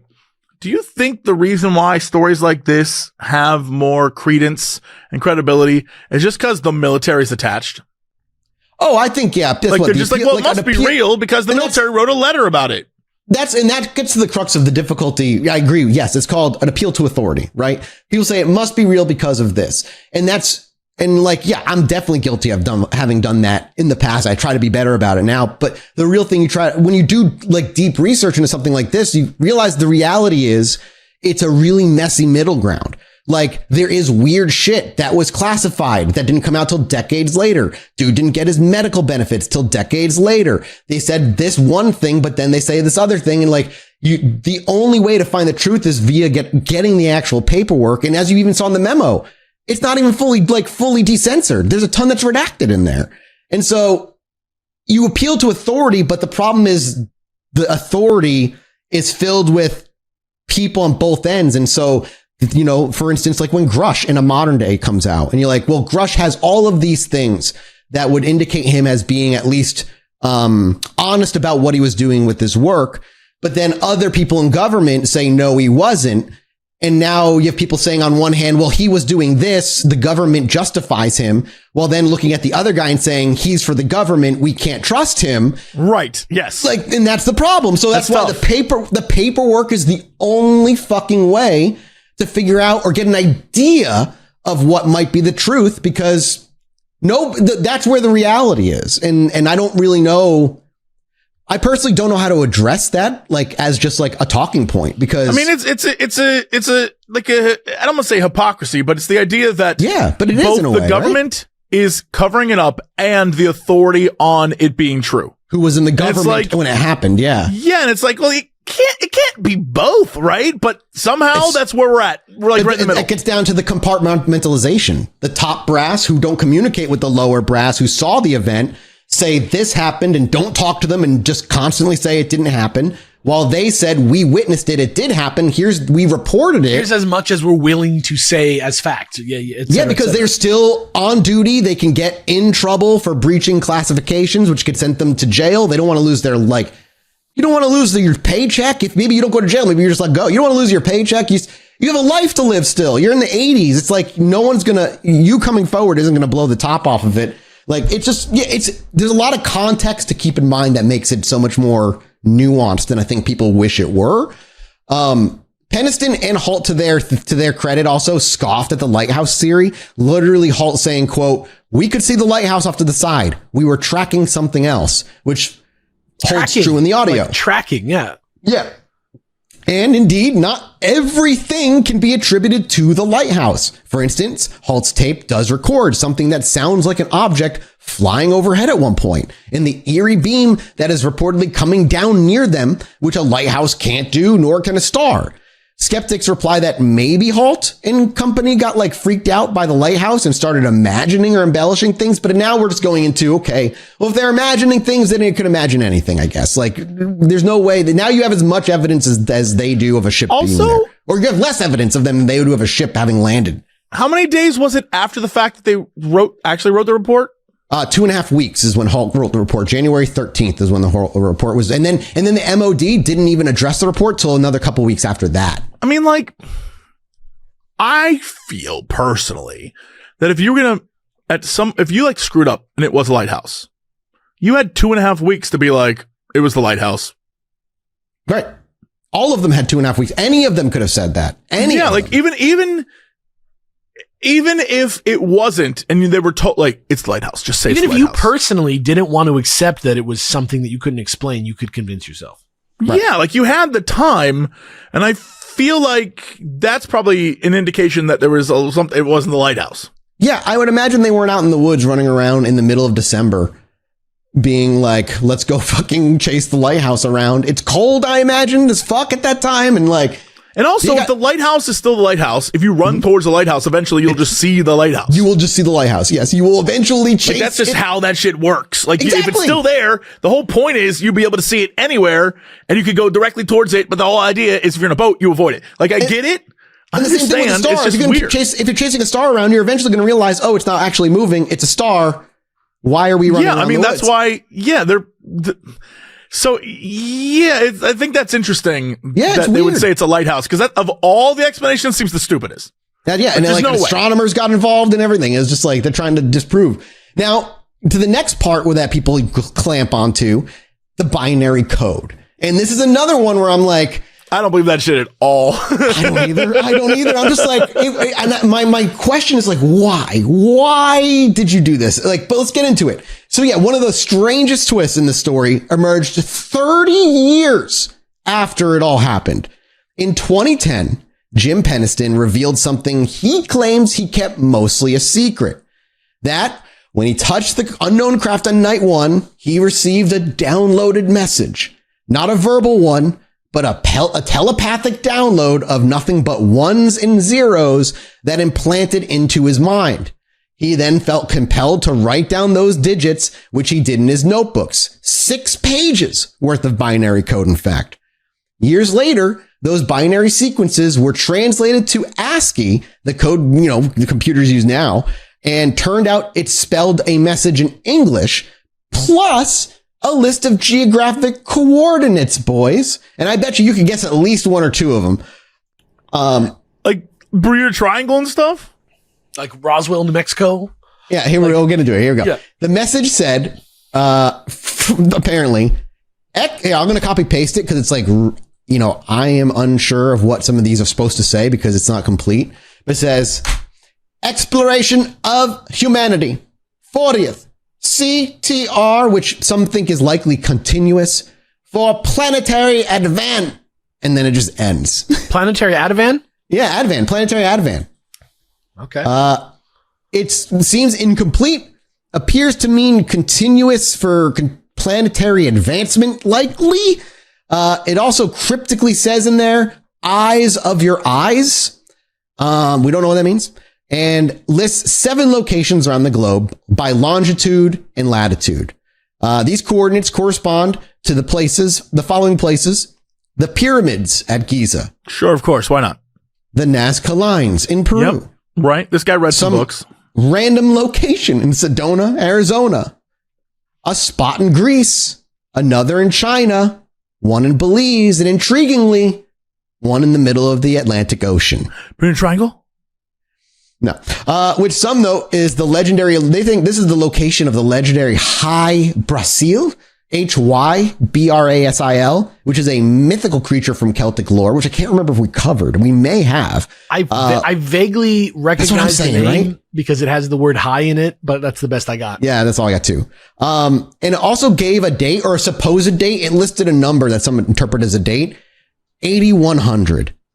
Like the year 8100. So according to Peniston's binary message, the UFO to some might have been a time traveling crash from humanity's future visiting sacred sites. UFO tourism. My theory that all UFOs are just rich alien kids it's checking out, y'all.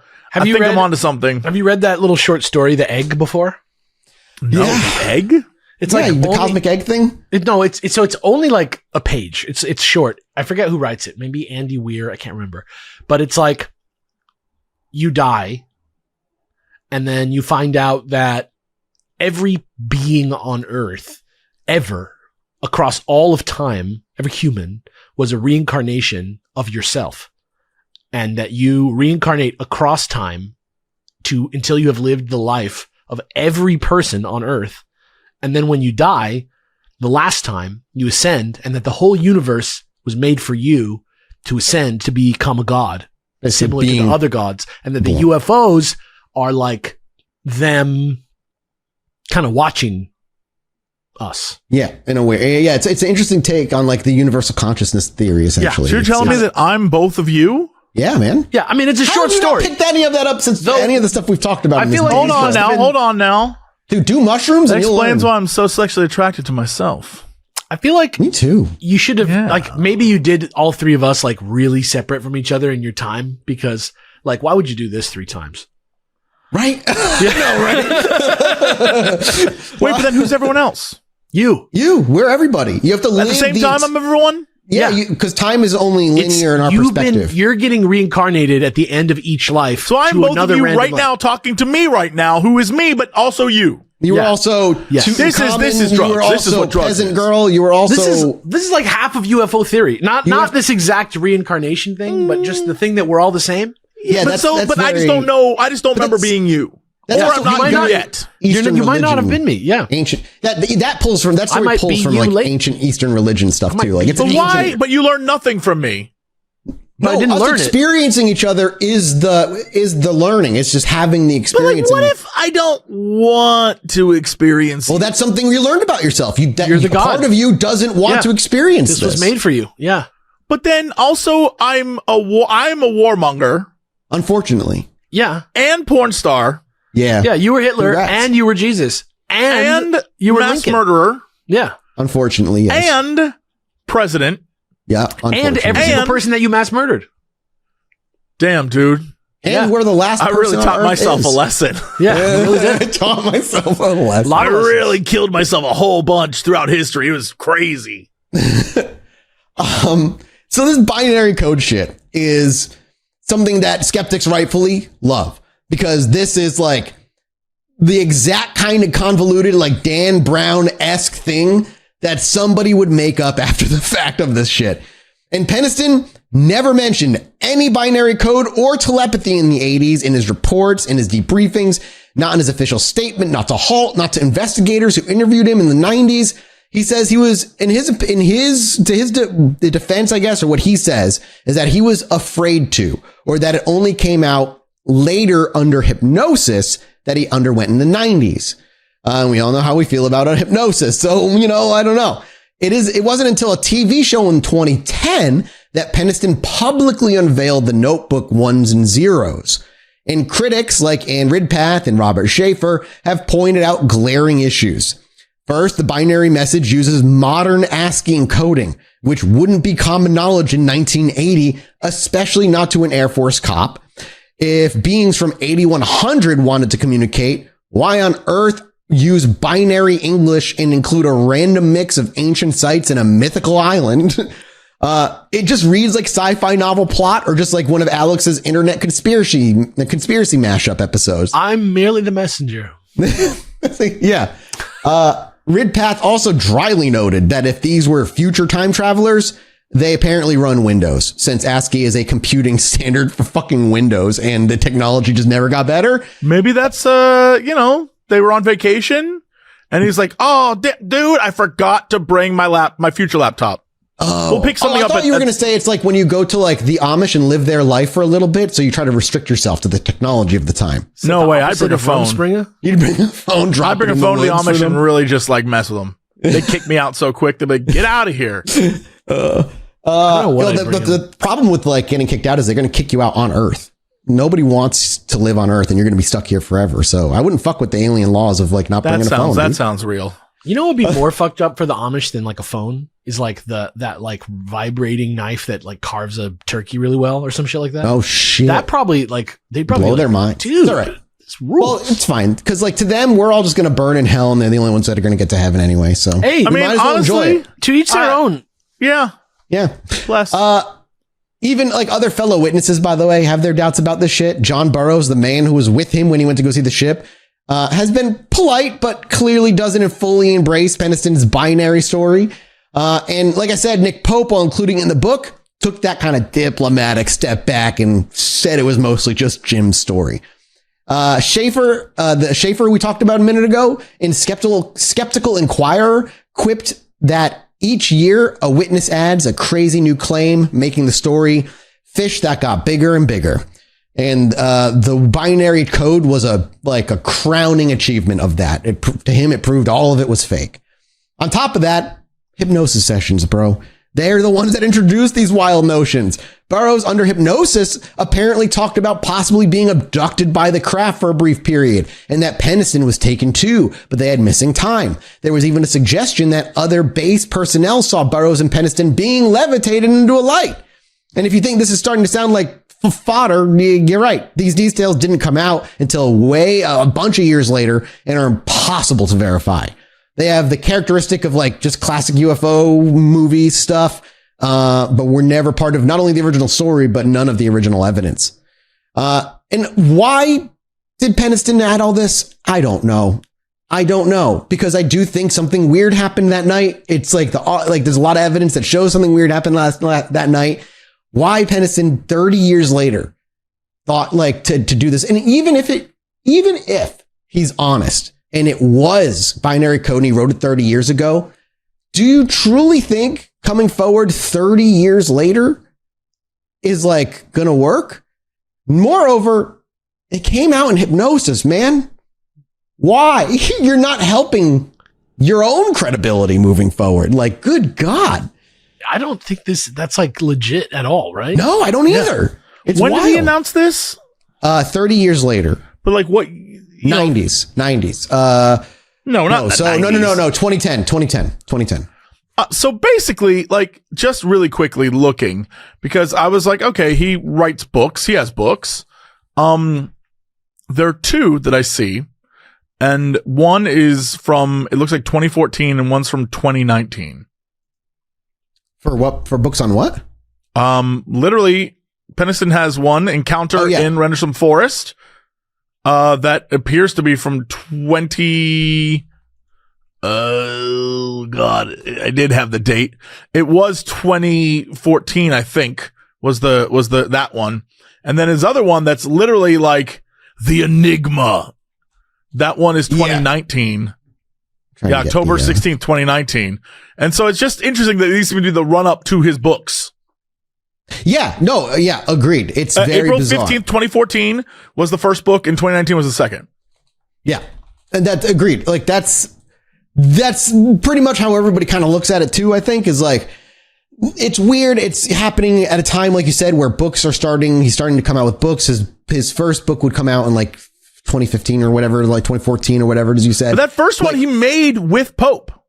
Yes, correct. Because but that book has the documents, the MOD documents, and all that stuff. And then when we get to the point where binary code happens, that's where Pope steps back and is like. And I assume that's the Enigma. Yes. Yeah. The Rendlesham Enigma. And literally it's book one timeline. Oh boy. Yeah. And then the Halt perspective. Let me see when that was released. Yeah. Oh my God. It's just like, it's just the most boring book in the world. A successful conference took place. And when did this come out? I don't know. I'll look for this in a minute. It's 2015, 2016. So yeah, they're both releasing books around the same time at this point, 30 years after the fact, a little bit more than or whatever. Again, well worth keeping in mind, especially when it comes to the stuff that can't be backed by the government records and whatnot. And another big angle also for skeptics, and this is another big one of the things that people look at, is that was it just pranks? So the way they explore this idea is that Rendlesham incident was an alien, but like just them pranking each other, either a deliberate prank, or maybe it was like a covert operation that they weren't told about, that was misrepresented as a UFO. These theories really do vary from, plausible to like, that sounds stupid as hell. There's the SAS payback prank theory.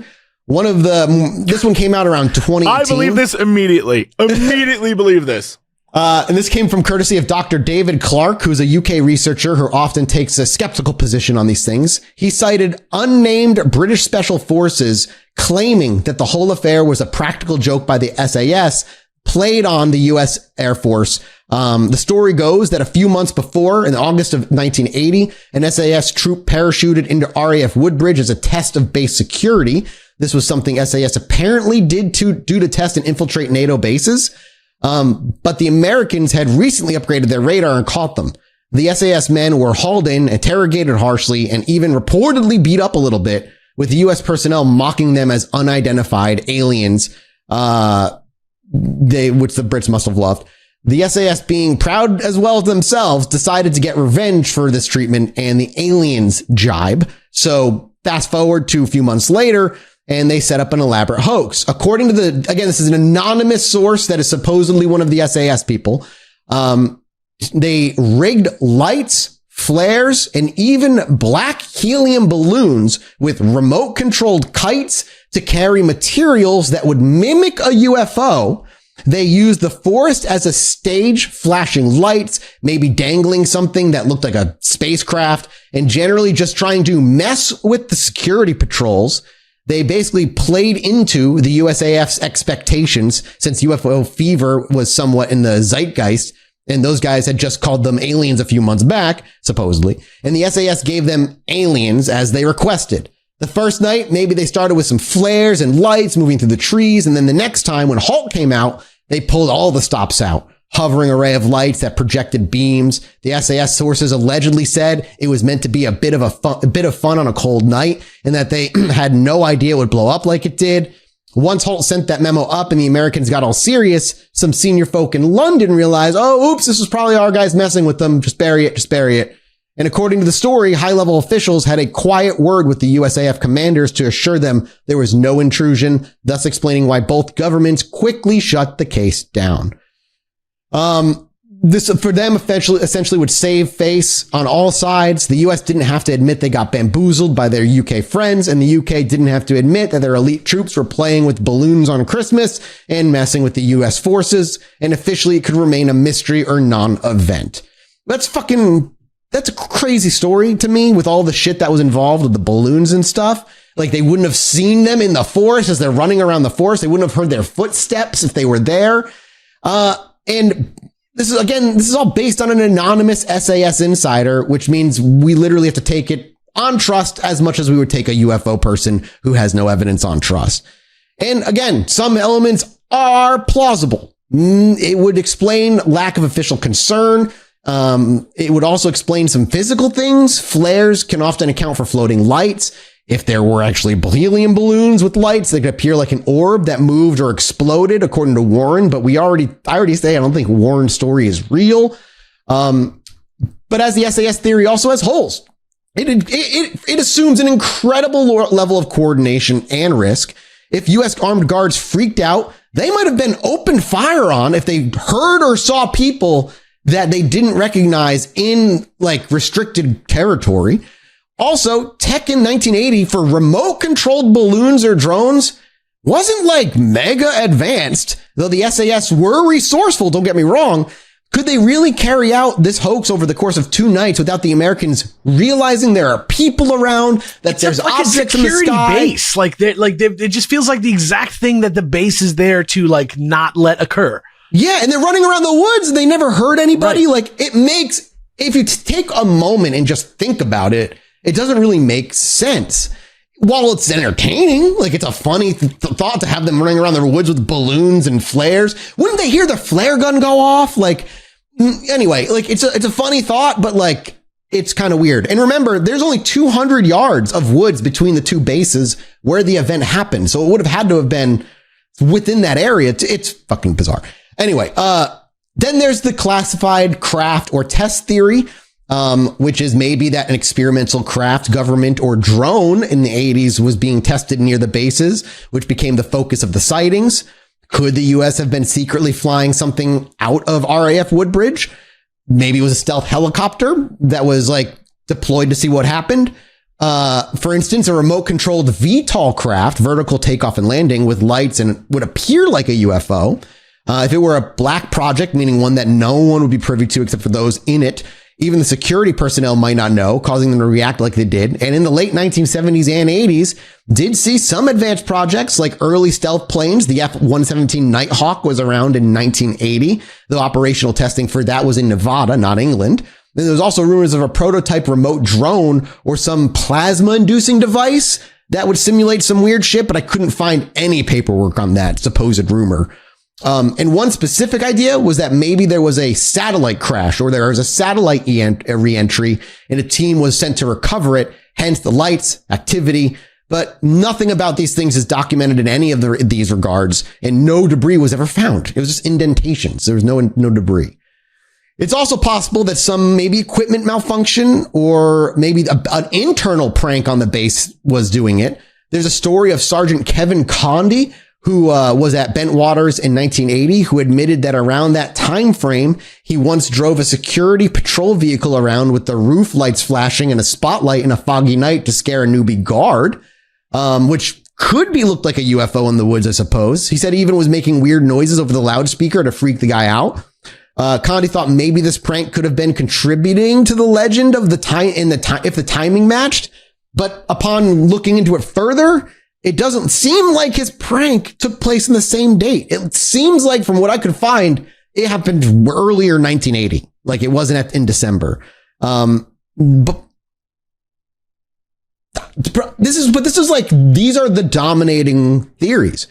There's the red orb that Warren described could have been a pyrotechnic flare. But again, when people point to Warren's story as a way to show how it's debunked, I immediately don't believe it, because Warren really wasn't involved. He wasn't involved. Everybody said he wasn't involved. He just was making shit up to be involved because he was over at the Christmas party and saw nothing. No, Warren wasn't even fucking on duty. Sorry. Warren was the one that wasn't on a duty. The other one was at the Christmas party. Warren, so like, I don't know why they point to Warren.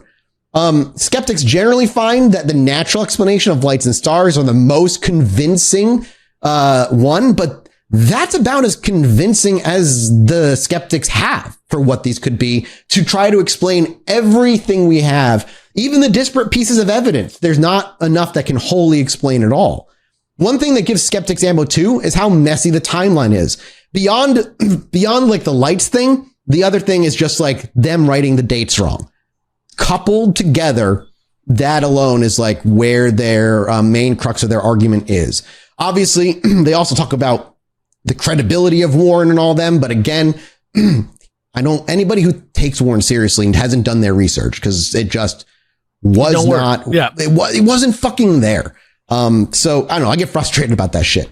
So let's talk about how, as we kind of come to the end of this, the official dumb kind of reacted or didn't react as deep as we can, and whether there's any evidence of an actual cover up here, or if it is truly just bureaucracy, mundanity, and it just kind of got lost in the shuffle. On the U.S. side, the incident was handled within the USAFE, which is the U.S. Air Forces in Europe. Halt briefed his superiors, and in fact, a day or two after his experience, Halt says they had a meeting with the 3rd Air Force commander, and he briefed what happened. According to some accounts, General Gordon Williams, who was the wing commander whom Warren accused of meeting aliens in his weird story, was aware and maybe present during the time. And we have that detail from an article that says that General Charles Gabriel, commander-in-chief at USAFE, made an unscheduled visit to the Bentwaters Woodbridge bases very soon after, basically flying in, and reportedly that's the guy who grabbed like the blotties and stuff, like the evidence, and classified it. The problem is the evidence of that is not strong enough to either confirm nor deny it happened. And that might be because he flew in unscheduled.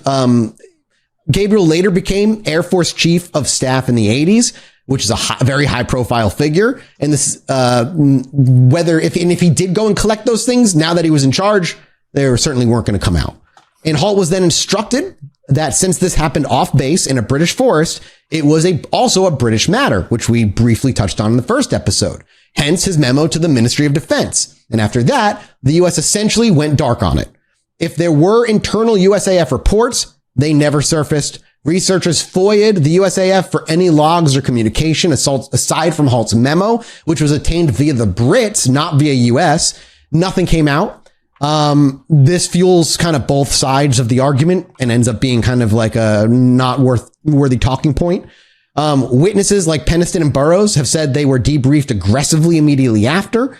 Peniston even claimed, and he claimed it back then, that he was administered sodium pentothal and interrogated by intelligence folks who wanted every detail. The problem is, and this is what's interesting, some of the health defects that he did actively was that the MIB who fucking in man's getting truth serums? Yeah.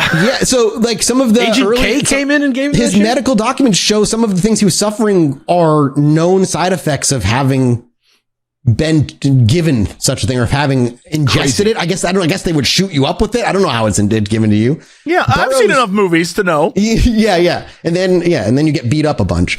Right. Like, tell us the truth. Exactly. But I can never forget that damn, it was the first new 007 movie where he's tied to a chair and that wooden ball, like that, rope ball. Oh, he hits him in the dick with the, that happened. Over and over. Oh man. That happened. All right. That like traumatized me for some reason. Anyway, Burroughs similarly says that they were warned not to talk and that their statements were altered. Sergeant Bustinza recounted being grilled for hours underground by what he assumed were just CIA agents. That particular one is hard to verify. But multiple witnesses have talked about the heavy-handed debriefs that they ended up undergoing. The British Ministry of Defense, as we saw, publicly insists it was of no defense significance and thus did not investigate further. But some suspect that privately they were very interested and maybe did inquire further. Pope revealed that within the Ministry of Defense, the DI-55 did assess the case. One such document speculated that the witnesses might have been exposed to radiation from an unknown flying object, or unidentified flying object, and that the UFO may have been a phenomenon that could have manipulated the radiation around them. That was not publicly known until files were released decades later. And also, there's evidence that the MOD kept an eye on Rendlesham discussions, even if just from a PR standpoint. Critics of the MOD say that their nothing to see here stance doesn't add up. Lord Hill Norton famously again said it was either a UFO or everybody hallucinated. There's no middle ground. The MOD's lack of action is seen as a cover-up by some by simply just ignoring it. They didn't want to touch this hot potato, perhaps at the behest of the U.S., because this was happening to the U.S. soldiers. So they just filed it away. And interestingly, one Ministry of Defense line in a declassified file noted that Americans were distinctly lacking in enthusiasm. That's a direct quote for any investigation. Saying the USAF didn't even ask the Brits to pursue it other than calling the cops. And that doesn't surprise me. I feel like, yeah, if that feels very like what the government would do with this, even if it real or not, I'd be like, we got all this shit to do. Fuck off. Yeah. Yeah, exactly. Yeah. And then there's the matter of the missing files. Over the years, researchers asked for all Rendlesham-related MOD files, and it took until the 2000s for everything to be released under the UK's version of the Freedom of Information Act. Sorry. In one round of releases, it turned out some files from 1980 to 1982 were missing or destroyed, causing, again, more conspiracy chatter. The MOD said it was an admin error that some files, possibly even the one that contained Halt's memo originally, had been missing or junked. Nick Pope discovered something like a defense intelligence evaluation draft that wasn't even initially part of the UFO files, separately filed in a separate part of the government that at least shows as well that there were other files that were part of this that are no longer here. The question of where the radar data went, nobody fucking knows. There were RAF radar stations like RAF Watton that apparently were contacted that night. Officially, they said they tracked nothing unusual, but obviously rumors persist and no printout or logs confirming that have surfaced. More interestingly, the RAF Bentwaters and the other base, Ratwater or Ratford, whatever the fuck it was called, they have no radar data from those events, and they simply say that it must have been off for the night. It's like, what? They must have been off for the night. What? We must have got a PlayStation in the barracks. I was like, what do you mean it must have been off for the night? And that goes against. There were only two plugs, dude, and the PS1 needs. We're chilling. Yeah, and that goes 0.5. Yeah, that goes against Nintendo PlayStation. Right. The Halt, who was one of the base commanders, and others said where there was logs and there was that shit. They also, Halt says that he was being told to pipe down to some extent, stop talking about it. If this was just misidentified lights, you could argue the cover-up was simply to just avoid ridicule, I guess.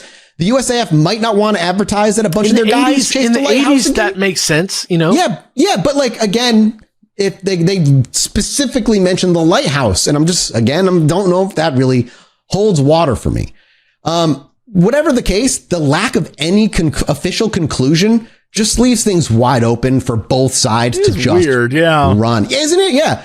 And it's not like Project Blue Book, where they eventually slapped unknown or satellite labels here. Both the US and the UK basically said, well, we don't know, case closed, and left it a vacuum. Yeah, it's like, okay, cool, thank you. Sure. Imagine just being fine with that. Just being like, yeah, there was this thing by the base, but yeah, I mean, that's the exact same vibe with the drones right now. We're like, yeah, there's things, but it's whatever. I understand why it's frustrating, especially to people who are very in the UFO world or UAP world now. The idea of you can't, that seems like you shouldn't be allowed to do that. and just say yeah, it was something, but like, I got other things to do. So when stuff like that happens, it should be like every piece of information is like on the internet immediately. That's literally what's happening with the drones. Yeah. Like all they keep saying is like, man, we don't know, but it's not a threat. I can't think about the drones every day because they're not killing my family and friends. They're not killing anybody. Yeah, exactly. But I'm just saying, it's the same response. It's the literal same public response that we're getting right now. And it's crazy. And the other thing people don't talk about too is after this event, Peniston was given a week off because he was fucked up. He couldn't sleep. It bothered him extremely badly, not in a good way. He like scared him for a while. And he eventually got told that he had PTSD from the event. Peniston goes on to say that I left the forest a different man, profoundly affected by whatever he was that he encountered. But he said he saw a thing. Yes, like he's the one that said he saw. Yes, he's the one that said he saw the Monster Energy drink craft. He saw that. Yeah. That's what he said. He touched it because he felt it. Yeah, and he saw Burroughs get hit with a light and paralyzed and not move as well. In the immediate aftermath too, colleagues all openly noted that Peniston wasn't himself. He was distressed. He was on the verge of a breakdown every day. He had to take time off just to regroup. Burroughs, for his part, was so unnerved that he became obsessed with finding answers, eventually undergoing literally instead of so Peniston did hypnosis like in the 90s. Burroughs was so obsessed with what happened, he did hypnosis the next year, 1981. That he couldn't stop thinking about it. All of this leads. Yeah. He said, I'm trying to think of like the skeptic's view on this. But he's also the one that said nothing was there. It was just lights. Yeah. It's like, there's a lot. I know. And that's where the frustrating thing comes from. And like a logical way, none of it makes sense. The idea that like, it's nothing, but it messed me up so bad that like, I'm trying to figure out the story because it seems insane.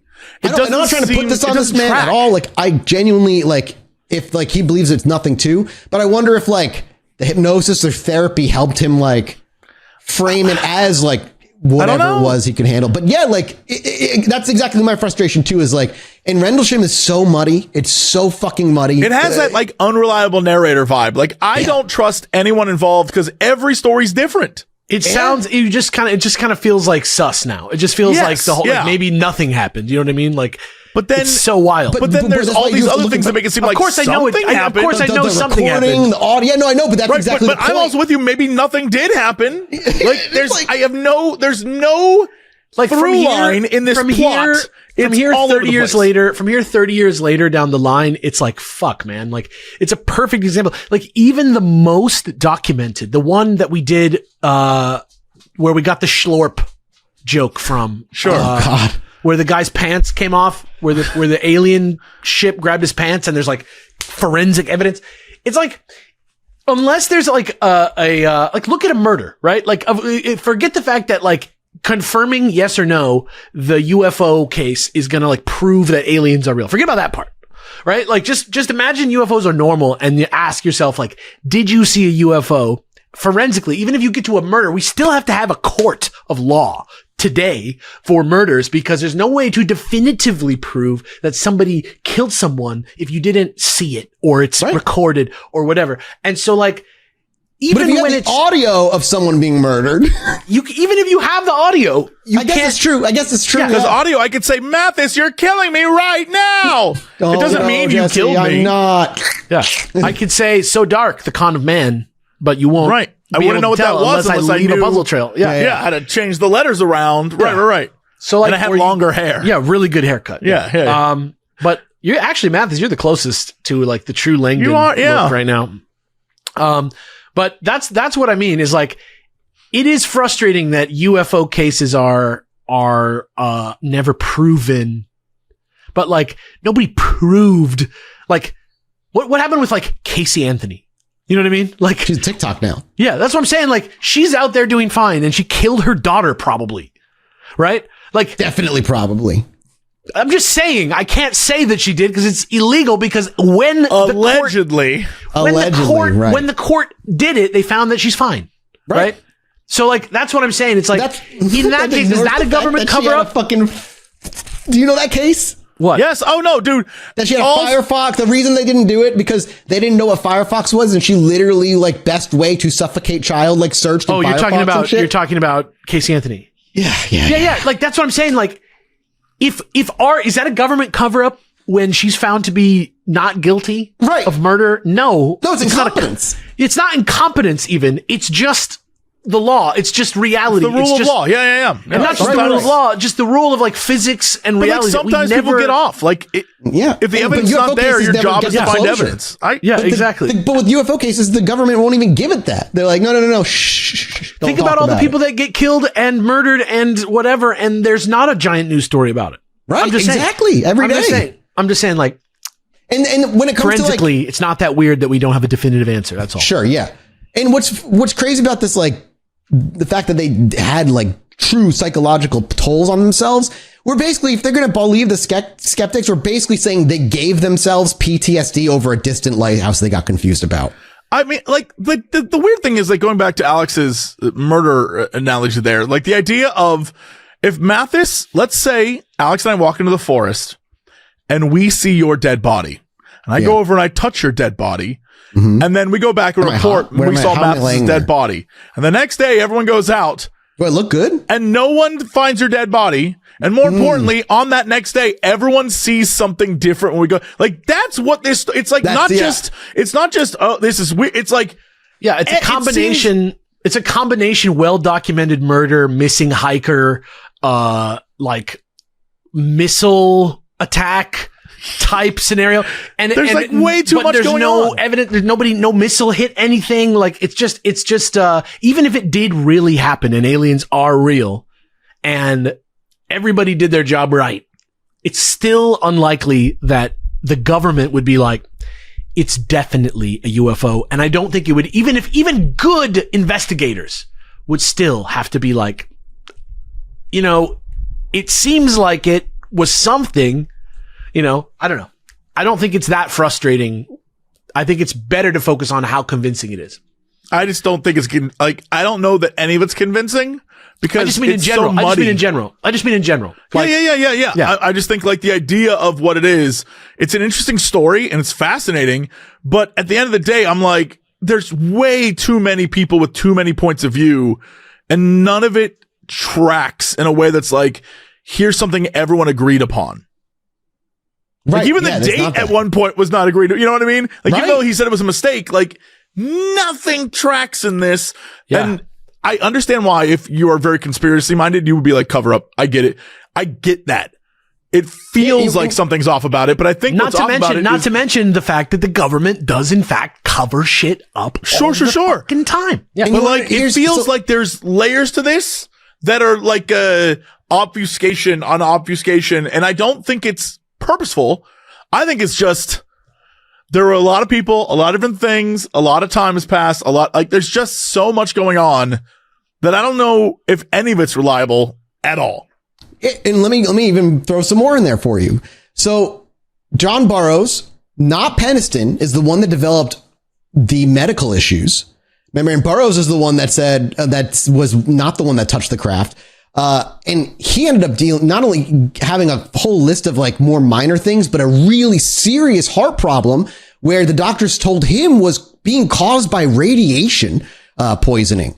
And Burroughs then that's when he started fighting for years to obtain his own service medical records and get recognition for his condition, which he was stonewalled at every turn until 2015, which is when the U.S. Veterans Admissions granted him full disability for injury suffered, quote, in the line of duty at Rendlesham.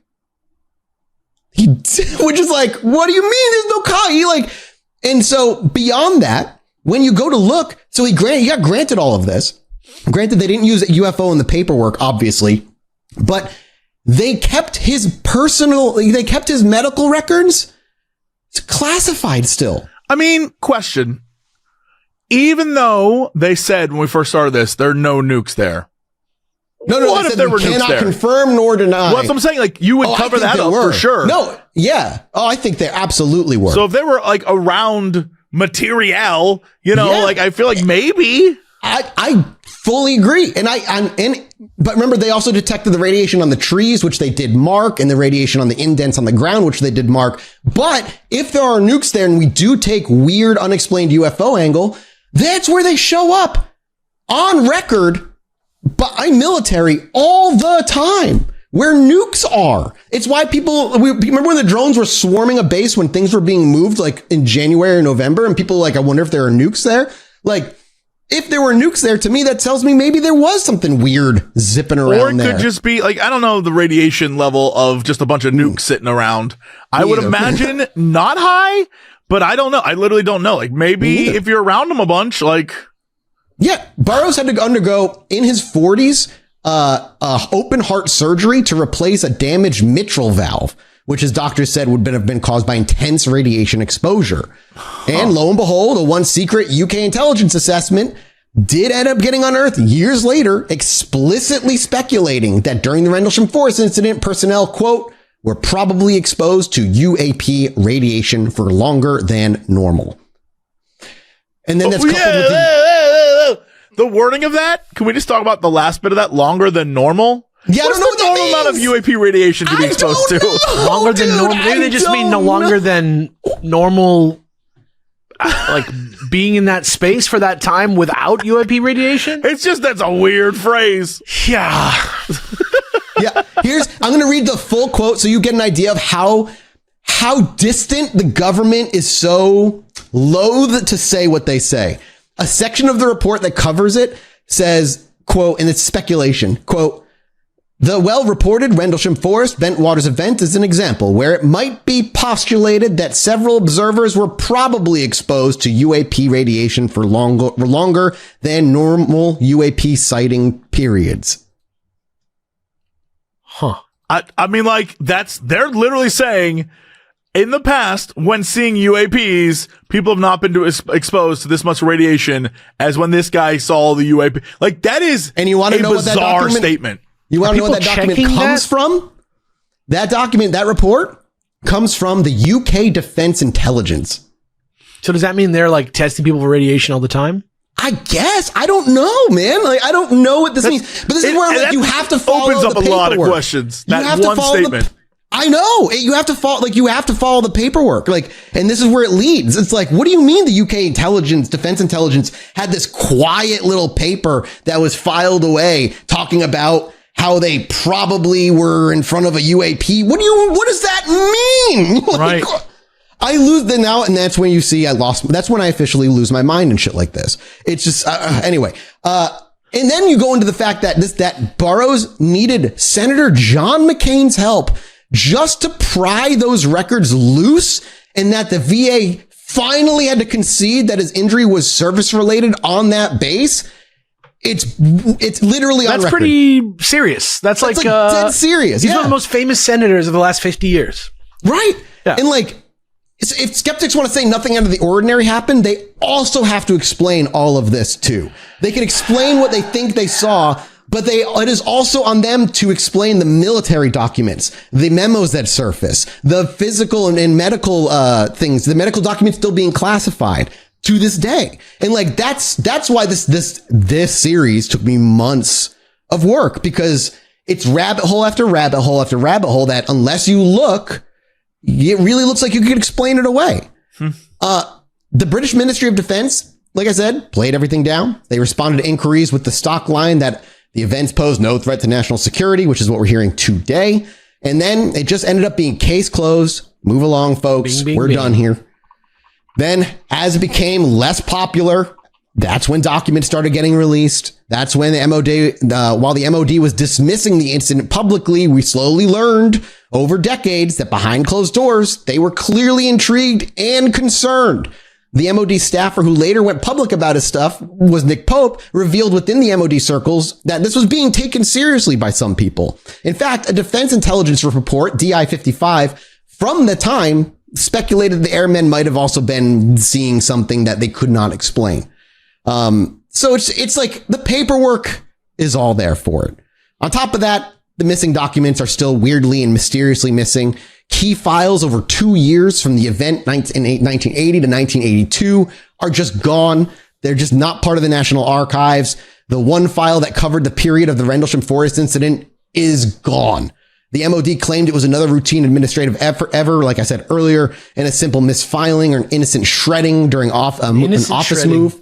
Convenient, right? Like super fucking little shredding. convenient. Just a little shredding that they do sometimes. A little shredding here, a little shredding there. Sometimes we just like are fucking around and we're like, you guys want to destroy some records? Hell yeah. Right. Yeah. Even the skeptic Ian Ridpath, the astronomer, noted with a kind of raised eyebrow how convenient it was that the only UFO case file to accidentally go missing or possibly destroyed was the biggest UFO case in UK history. When you've got the skeptic saying, well, that is kind of weird. That's kind of bizarre. Eventually, after public outcry, the MOD did locate a couple of copies of papers that we've already shared with you. That's the memo. But the damage was done. The absence of that file is gone. It's long gone and it's long out of the public mind. Even Pope was baffled by all this as he worked in the government. So he knew how all this shit worked. The lack of documentation means that we'll just never know if there was a detailed report in there or analysis was kindly done over those 2 years and then thrown away. It's really like you can't do anything with it. The weirdness isn't just on the UK side either. The security log books for those nights on the US side disappeared almost immediately. Staff Sergeant Bobby Cochran, the shift commander on duty, later stated that Colonel Conrad pulled the logs and told him the incident was now classified. Those logs have never resurfaced. We've never seen them. And officially, base logs are supposed to record all significant events on a shift. Yet the biggest intruder incident on Bettwater's fucking history apparently got yanked out from the books. Right. Why? Of course. Who fucking knows? Yeah. Similarly, destruction of records. Similarly, apparently there were photos taken by the airmen, gathered by them when it happened, that went missing with all those files or were deemed useless. So they all remember taking pictures too? Yeah, Peniston says he took an entire roll of film of the craft on night one.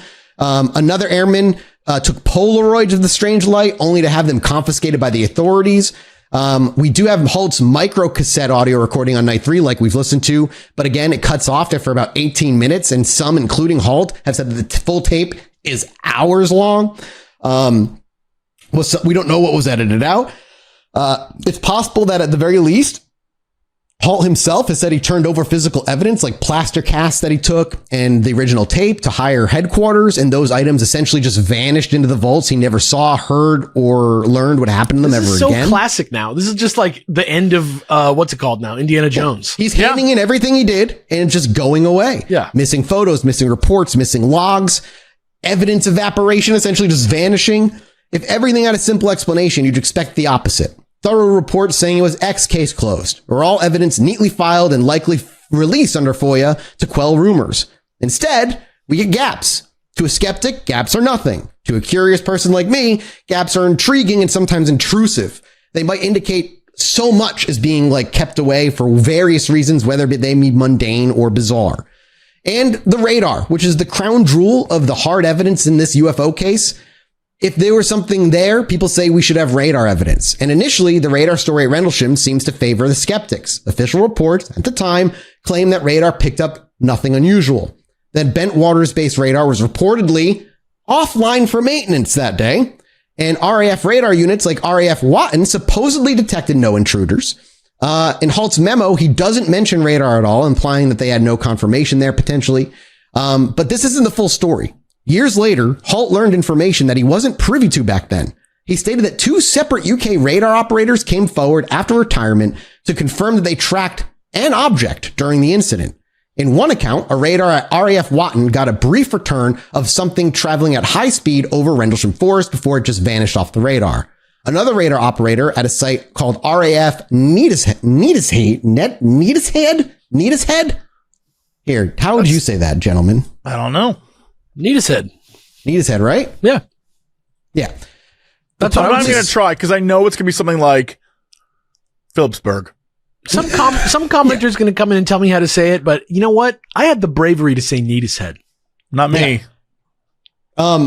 This guy reportedly saw an object in NRF Neatishead across the screen that night, but was told to just keep it quiet. And Halt himself has been quoted saying, quote, "There were 2 radar confirmations. I don't know where they went."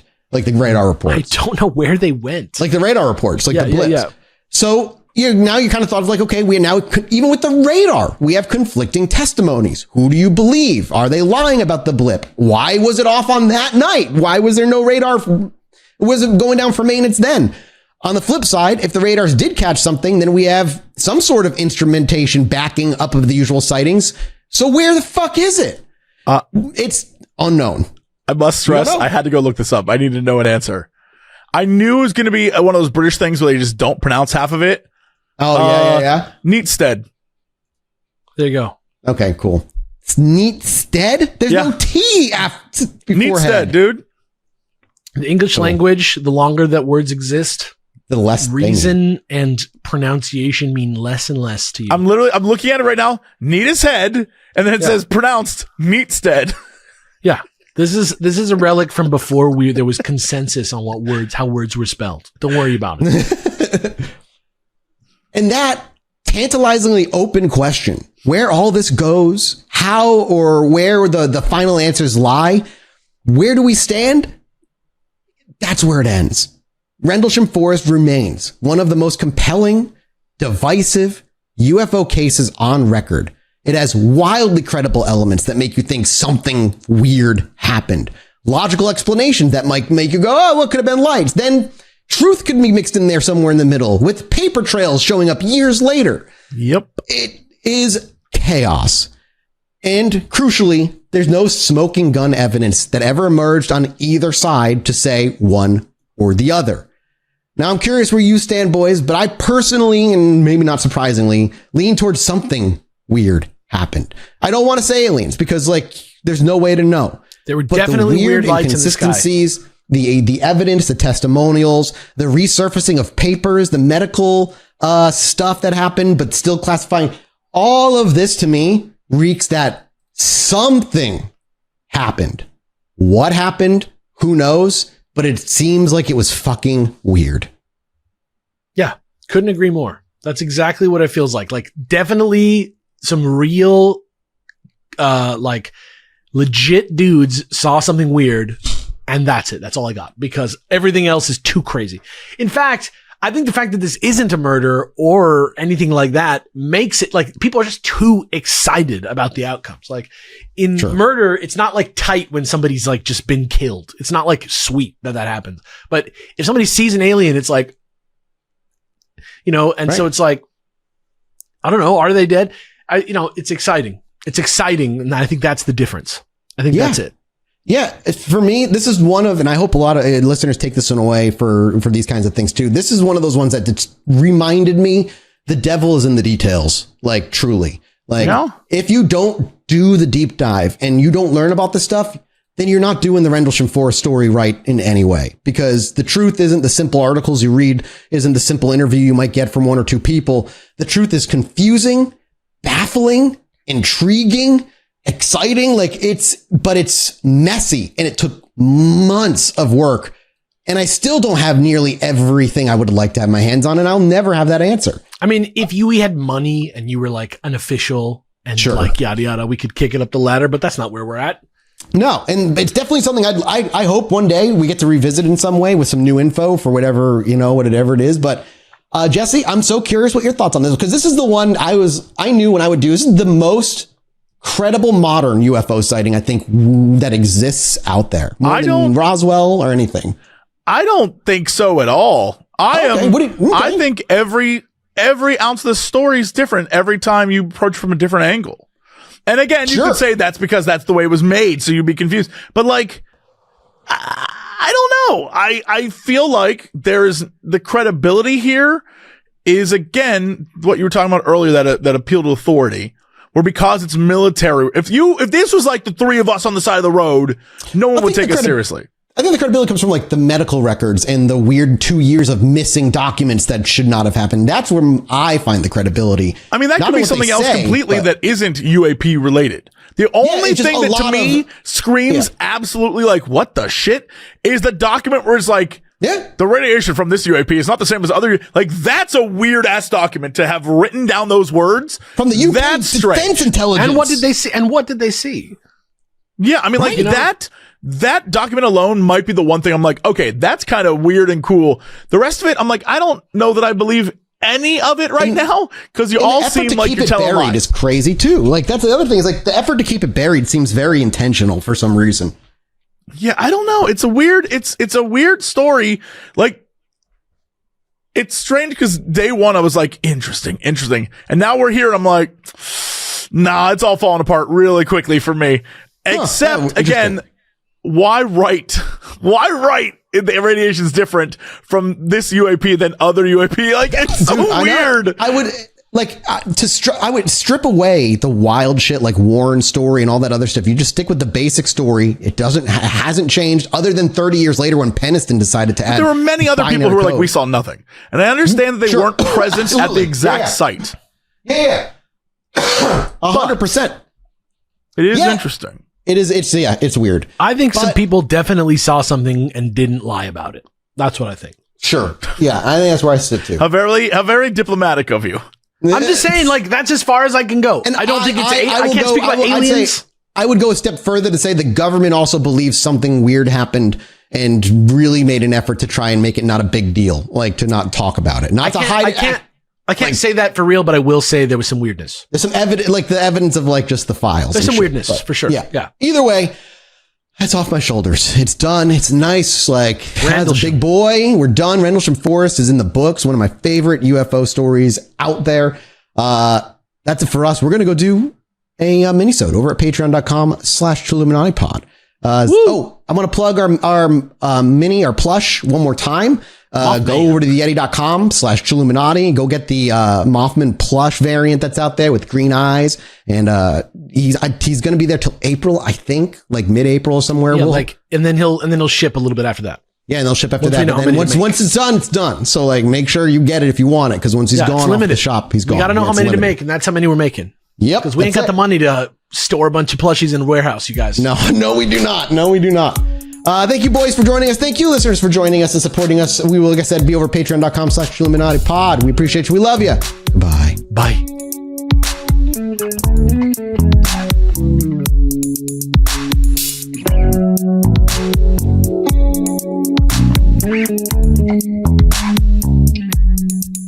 Hello, everybody. Welcome back to the Chilluminati podcast. As always, I'm one of your hosts, Mike Martin, joined by I don't know who they are. There's two. What? Terrence Hill and Bud Spencer. No. Neo and Trinity. No. I don't understand, and I probably never will. Let me just tell you right now that there's two Leon Kennedy and Claire Redfield. I'm telling you, I think he literally just looked up famous duos. Cheech and Chong. And has been going through the list ever since. I'm trying to dig deep. Which one of you is Dick Powell? Me? Your name's Jesse Cox. I want Chilluminati. I want my I want Chilluminati. I want my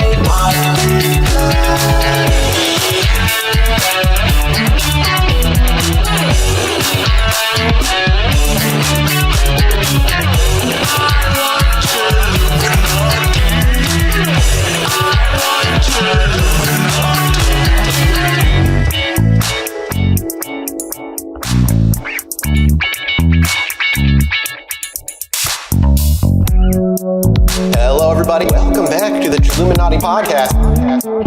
As always, I'm one of your hosts, Mike Martin, joined by Alex and Jesse.